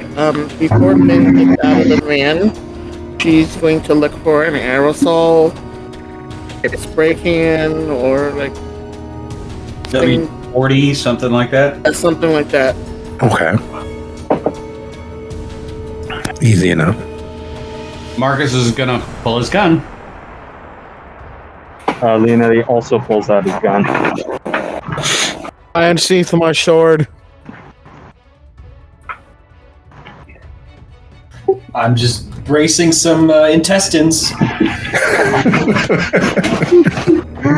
You're the intestine holder. Ultimate Chad. I'm like a cup holder, except I'm for intestines. That's it. Okay. Now, as you're running for the nearest building, are you guys planning to head inside, or you're trying to skirt around it? Are you trying to use it as cover to move further into... Hey, Leonetti, could you close your mic? Oh, yes.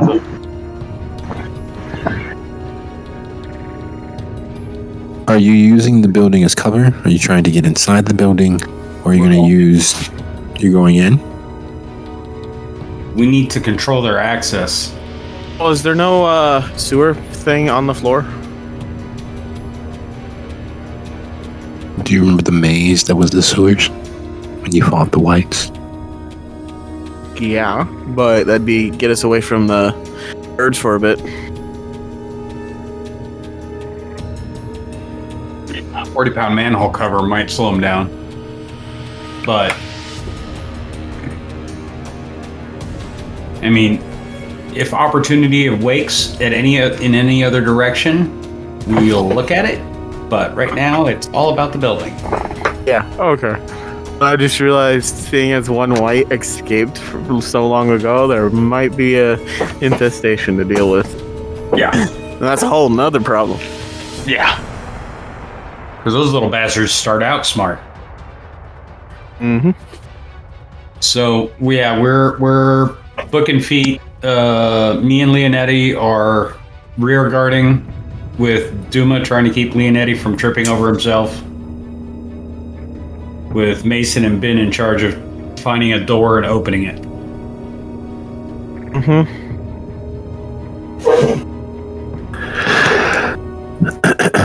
So with your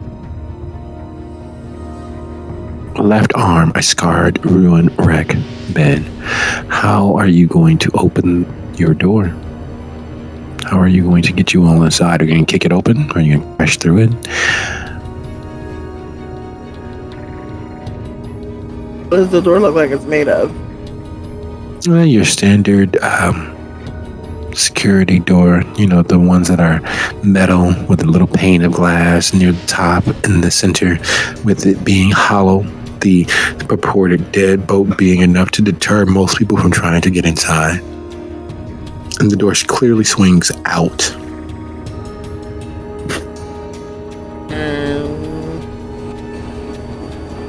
With her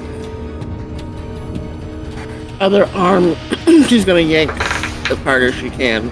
Like, brace her foot on the wall and yank the door as hard as she can the other way, so it swings out. Okay. Maybe sometimes go ahead and roll your strength and larceny. And your target is a DC 3.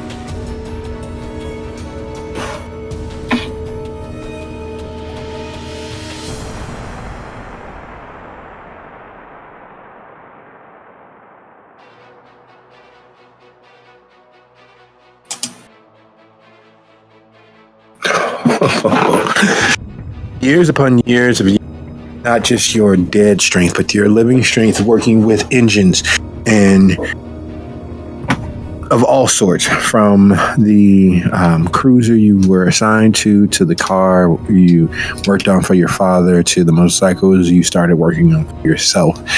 Ben has always been in and around using their strength to its maximum efficiency. And while slightly shorter in stature than most average modern men, then it still cuts the figure, her back strong and wide, her V natural from the hard labor that she bent herself towards. Even lacking full use of her dominant left hand, she's able to grab hold and yank with such sufficient strength. The door screams its metal bending yell as Ben all but tears it loose from its moorings, because she will not be locked out here with those things. The pop of metal, the lock going flying.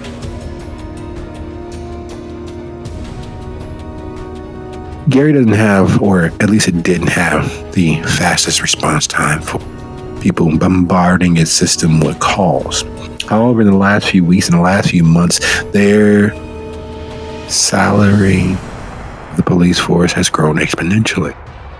Even without the influx of officers from the nearby town, nearby suburbs, they currently have more officers than they have ever had in the last 46 years. They are fully staffed. So, just doing the rough math, instead of their usual 26.7 minutes to arrive, you are sure that time is at least half. So from the moment that the door goes flying off, nearly off its hinges, bent some with the effort and force, you all know you have roughly, give or take, 9 to 11 minutes before someone is seen.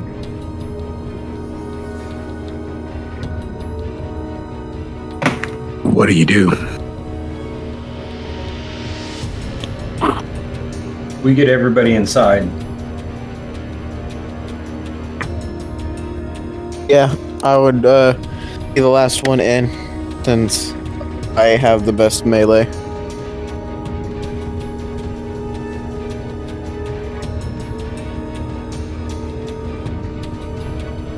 I would recommend sending me to the back and looking around to try to find something to get my guts into my body so that I can actually be mobile again. Fully mobile and independent. Marcus, I have investigation 3 if I could maybe try investigating for such a thing. Marcus is praying to God the building is built to code and there's a fire hose somewhere on the walls. Well, that's not Midwestern code. Midwestern code is just fire extinguishers. He takes one. And as far as Midwestern Illinois code, well, Indiana code, they are just within the bounds. There's supposed to be one near any potential flammable source. There's supposed to be one for every 200 feet of squared space. So you should have 2 easily within view near the entrances and exits of the building, as well as near any flammable source. They're just inside. There's one right there as you all enter the fire extinguisher. As far as that, you know that the specific regulation on that. HVAC units do catch fire occasionally. Kind of got to be aware of where you might be able to find. Duma, the good doctor. But you be so kind as to go ahead and roll your intelligence plus investigation. And while that's happening, and Ben, as Mason kind of comes around, then he's going to try to pull the door back and kind of wedge it back into place so that they don't have to watch behind them the whole time. Okay. Undoing one's handiwork has a benefit. You hear a screech and scream because unfortunately when yanking it does cause it to be a little bit out of sorts. So there's a maneuvering as you pull it and it gets stuck there at the edge right at the bottom, causing the top to kind of bend outward. But it is in place. But it's one of those things where you realize just exactly how non-moldable metal usually is. It's a little stiff and a pain in the ass. Bends or warps. Luckily, this building was designed for lower income. So, We're going good enough. Let's go.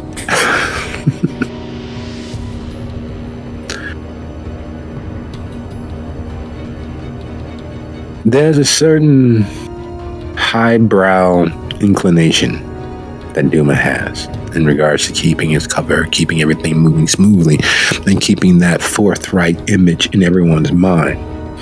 It's one of those situations where truly skilled artists of certain bent understand that your life is the lie. Even on pain of death, the lie, the elite remain. However, his hands covered in vitae, not of his own creation. The stench of even the desiccated bile that is there from holding Leonetti's being as close together as he could help. Oh, it's time for the pretenses to drop just a little bit, because you know what? Fuck this shit. Duct tape fixes everything.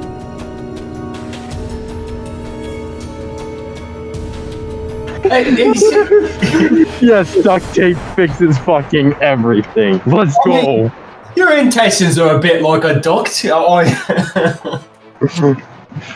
But do we get the good shits? Are we getting like some flex tape, or is it just normal duct tape? No. What's that thing where you slap it on the water thing? You've seen that meme, right? Where you slap it You on... mean flex tape? Is that what it is? You mean you're going to seal me with flex tape? Fuck it, I don't care at this point. Just do it. All right then. Hold still. Some janitorial or maintenance man will be excessively pissed when he comes into work or she comes into work within the next few days. Because while duct tape fixes everything, unfortunately, even with the care that Marcus used to gut Leonetti like a stuck pig and do back room, backyard, back alley surgery, yeah, there's a lot there. And gravity is not kind. And the birds of prey circling the building are even less so. That's easier, and gravity's working with us this time. You're expecting it to take like a quarter of a roll. You go through the entirety of it, and Leonetti's midsection is one singular unbroken chain of duct tape holding it together and closed. You know what?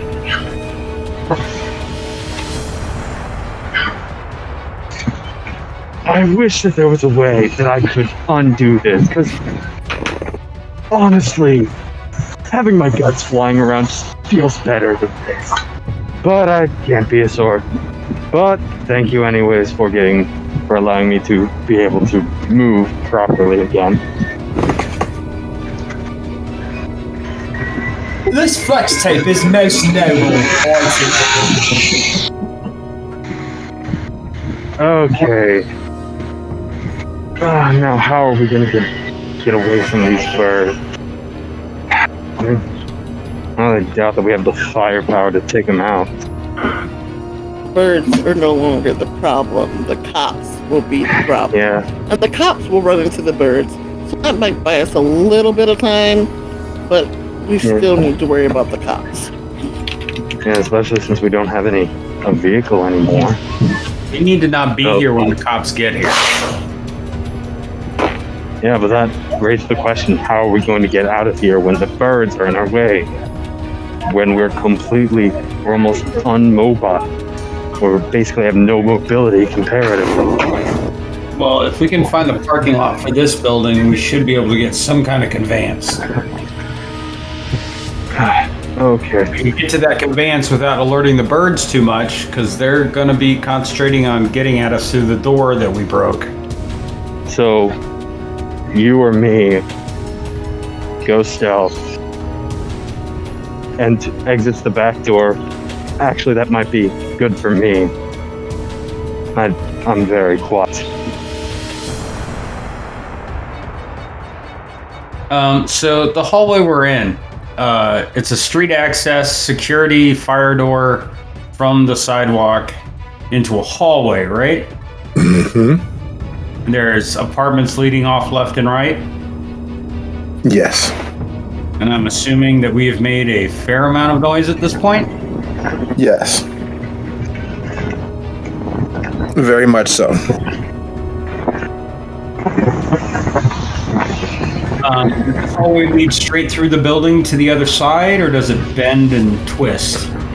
It bends and turns going from, because you guys entered into the building from the western side of the building, which is off of the sidewalk. If you go down the hall, past the elevators, past the stair access to the upper floors, the hall bends to the left, heading towards the garbage area and the back of the building. Okay, so cars are probably going to be in the back of the building. In a neighborhood like this, they won't want them to be parked on the street. So, if you want to take Ben with you, and maybe you guys can steal us something pretty, or Yeah, that sounds good. Well, then I guess it's you and me going out to get this car. I'll stay back here in case the birds break through the door and try to slow them down. The elevator will be a good chokehold. Well, I've got the fire extinguisher and the gun, so yeah, that should be confusing enough for them. But our goal is get out of here, hopefully so the birds don't notice. So when the cops show up with their shotguns and their AR-15s, they will have more luck than we have with our two guns.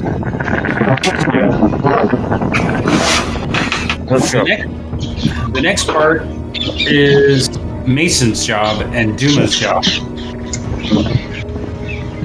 You guys need to make sure that people stay in their apartments. So think of something, because the last thing we need is a bunch of humans running around. What's my job? I missed it over the, I think. You and Duma do that talking thing you guys do and make sure everybody stays inside their apartments, because the last thing we need is a bunch of humans running around with these crazy fucking birds. Got it. All right, so I need you all to give me a consensus. It has been longer than a round, and that's all that the alphas require to come up with an alternative strategy, usually. As such, I need you all to together vote high or low, and then even or odd. Because the chance that some nosy, less than directly self-preservational human peeked out the window at the sound of the noise or attempted to plot an escape out their window is extraordinarily high. Always bet on black. High odd. I'm going to take a high probability on a human doing something stupid, and I'll take odd as well. So we have two high odds. High odysseys. I'll also be high odd. Okay. I'm high. I think staying low does not help us. All right, let's take a quick gander at what fate has in store for you all. And no, that's not it at all. We don't want that one. And fate dictates high odd. You all manage to luck out. You hear the scrabbling sounds of people arming themselves inside their apartments, because it is a known fact. Not only do you not stop in Gary, but you don't go investigating anything. And instead of going to plot their escape via window or reaching out to neighbors, they've simply done the other unlikely thing. They've just called the Leos, the law enforcement officers. Bear with me one quick second.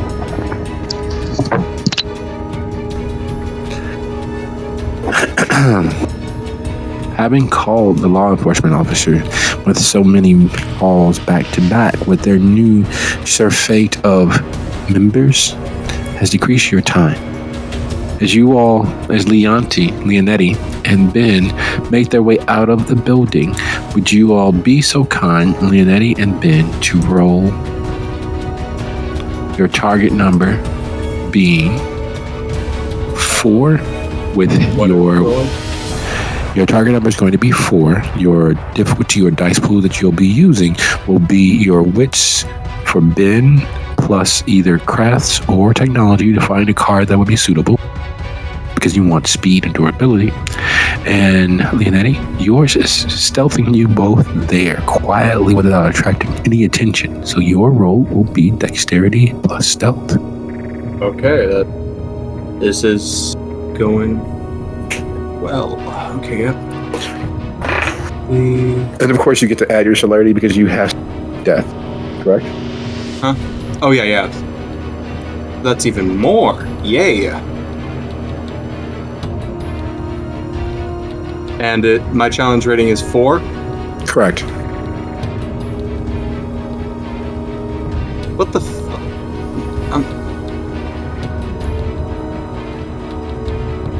Oh, yeah. PCL failure. Nice. Oh, that is not fun. Oh, that'll be fine. Silky smooth. Perfectly in line. You're absolutely pop. You'll be great. Man, what's your roll? All right. So, Marcus, Mason, Duma. As Ben and Leonetti slip out the door, you hear the gates of hell open. You hear Leonetti roar as only the monster can. You hear the shrieking that has signaled destruction and death every step of the way this evening. You hear Ben's frustration as one-armed, it is clear that they are fighting for their lives. While outside, you spot an honest-to-goodness, good old-fashioned Woody Ben.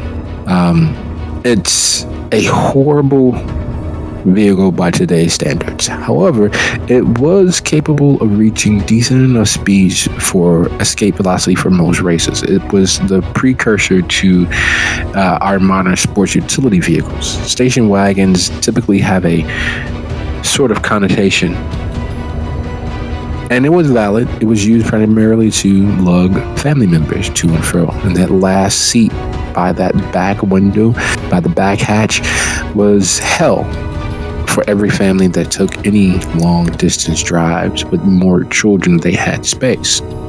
However, sturdy, decently well looked after.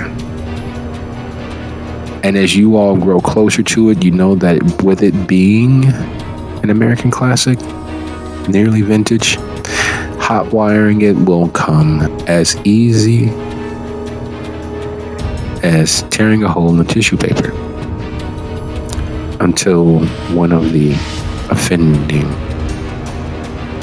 hellions of the sky descend, quietly easing behind you, its claws ticking on the concrete as it moves closer.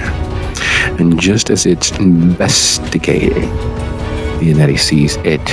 It sees Leonetti. And it does something that is wholly un-animal-like. Instead of cocking his head, curious, trying to discern what Leonetti is, it shrieks in the most quiet way you've ever heard. It's a little whistle of action as it leaps forward. You can almost hear it laughing. The shriek is a laugh. It's a challenge. It, unfortunately, is a challenge that's answered by Leonetti's own beast. Knowing that this creature has supped and dined like all of its other brethren on your flesh, incites some fire beneath the cool, calm exterior of Leon. And the hiss and roar is met by 3 others from above. And the fight is on. It is you and Leonetti. And in the fight, unfortunately, the Woody is scarred, torn, the tires burst, and the 4 alphas have you all cornered. What do you do? And that's for everyone hearing all of that. What is it that you all do? So we hear Leonetti lose it, and then hear the birds start fighting. Yes. Because we're in the hallway. Yes. Great.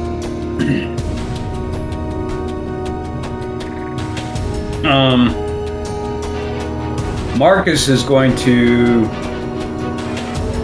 with the fire extinguisher, run towards the door that Leonetti and Ben used. You've seen worse fights. You've been in worse fights.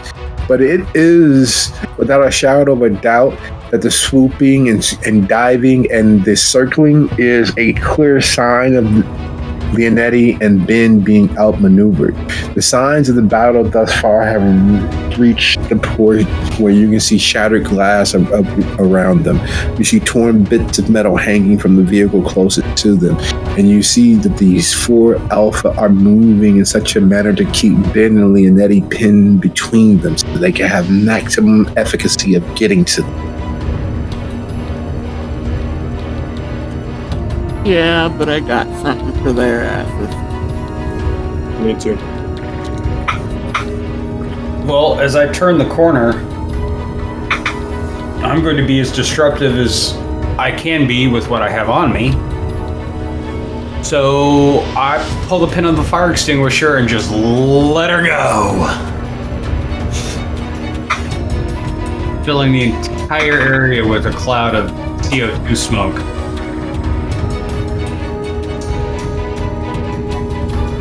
Duma, Mason, Ben, Leonetti, what are you guys doing?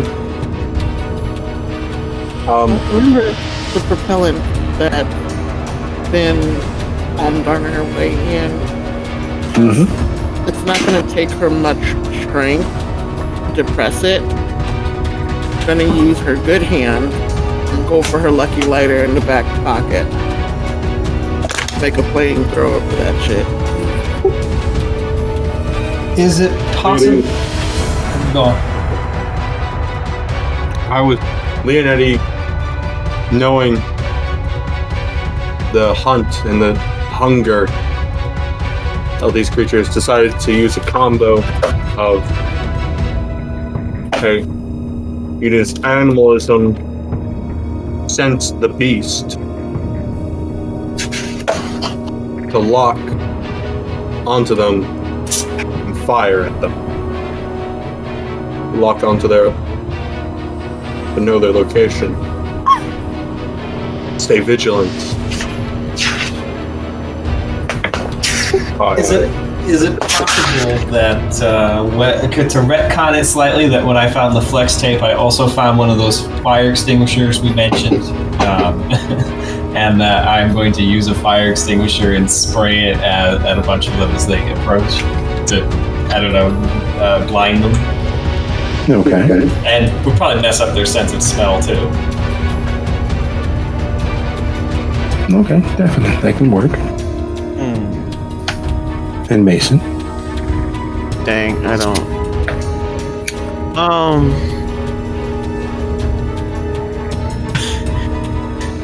This is gonna sound like shitty probably, but Mason would just like follow the group and just like look at the birds, kind of like just like a moment where someone just like is just like just watching chaos happen.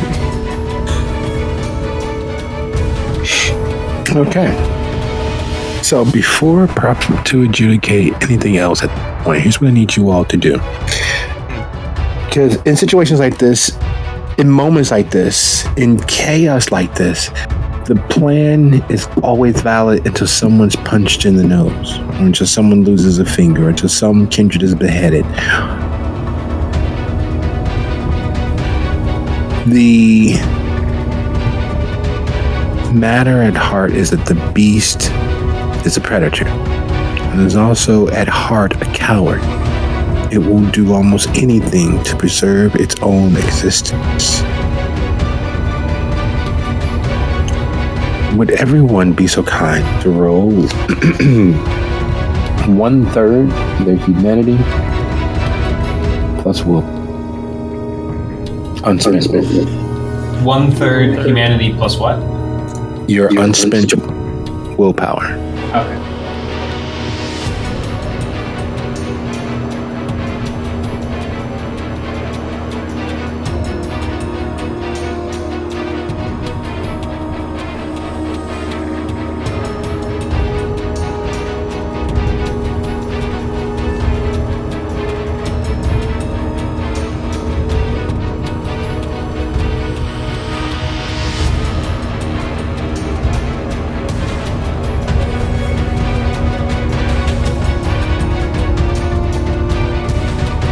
Damn, Duma.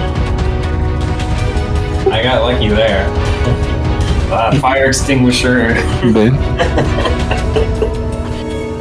The fire extinguisher of death. It jetted out just a ton of foam, way more foam than should have been in that. Now, while the beast is a craven, violent, vicious thing, the conscious mind of the kindred, of these kindred, of this coterie, no matter how temporary and hopefully long-lasting that may be, are not. They are brave and This much is true and been proven in a multiplicity of instances, but never so much so than as Ben sparks up the WD-40, forming a flamethrower above their heads, keeping the monstrous bird at bay, singeing wings, burning beaks, scarring claws, and Marcus and Duma cover the air about them in a thick cloud, causing most sight to be lost, doubly so for the birds who are seeking to avenge their pain. In the midst of this blindness, in the midst of this covering of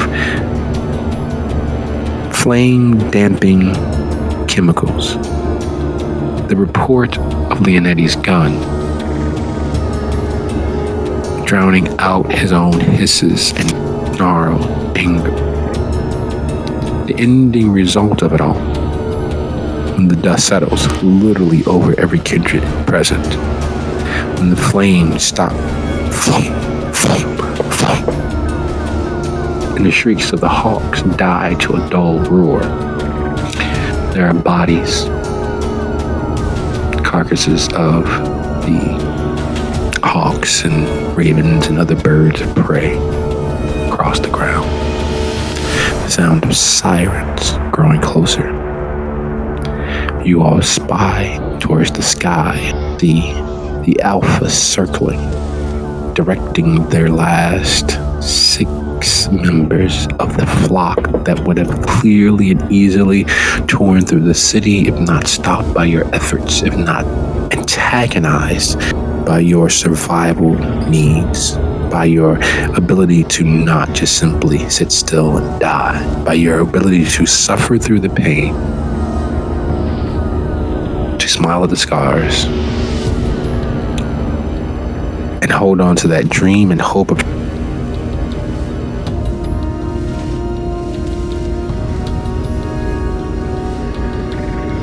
where'd you try to go? Is there any other cars? Yes, you're in a parking lot. Yeah, okay, so let's get into a car that can fit all of us and get the hell out of here. Well, let us get out of here before... Who's driving? As fast as possible. Who's driving? I mean, I can drive. I'm not the best. Ben's the only one that knows how to hotwire a vehicle as far as I know. Mm-hmm. Marcus can hotwire, but he is not the best driver. I haven't driven once. So then you all get inside. Bloody, beaten, fatigue covered, soaked in the sweat that is normally not a thing for most kindred. Soaked in the pain of the day. Leonetti, wrapped much like most slapdash mechanics would do everything else in the world. Having survived your engagement with a member of the Chantry, or a Chantry, a warlock, and his pets, you all leave the area, heading to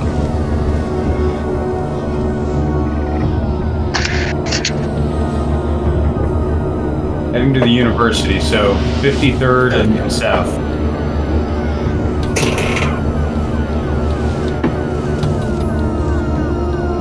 It's not home. It's not the farmer's market. But there's a certain level of welcome you all feel as you draw close to campus. As you draw close to your employers, your clan, and a semblance of protection from the birds you all see in your rear view. Because the wariness doesn't drop simply because you escape. The fear of the sky disappears simply because you've stared down maw evil. But as you all get close to the university, watch them veer off. First one, then the next, and finally the last, who swoops down for a claw strike before pulling back into the sky away from your location. As if there is something about the campus that holds them at bay, as if there is some magical force that they can't or won't risk. And selfish though it is, there is an exhalation of thanks, a reprieve from further combat, from further haranguing, harry, further calls that will definitively haunt your mind. Or there's nothing like this claw, nearly as wide as your chest, reaching out of the sky to divest you of your continued immortality. There's nothing like the sound, a deep-throated bass screech. Nothing like knowing the depravity that kindred will descend to. So settling into the parking spot there on campus, making your way into the building that you all know houses the Tremere Gary, we draw to a close of our season. And I look forward to seeing you guys next season, and hopefully we've had an enjoyable evening, an enjoyable session. I look forward to all of the others that will soon fall. Thank you all for your time.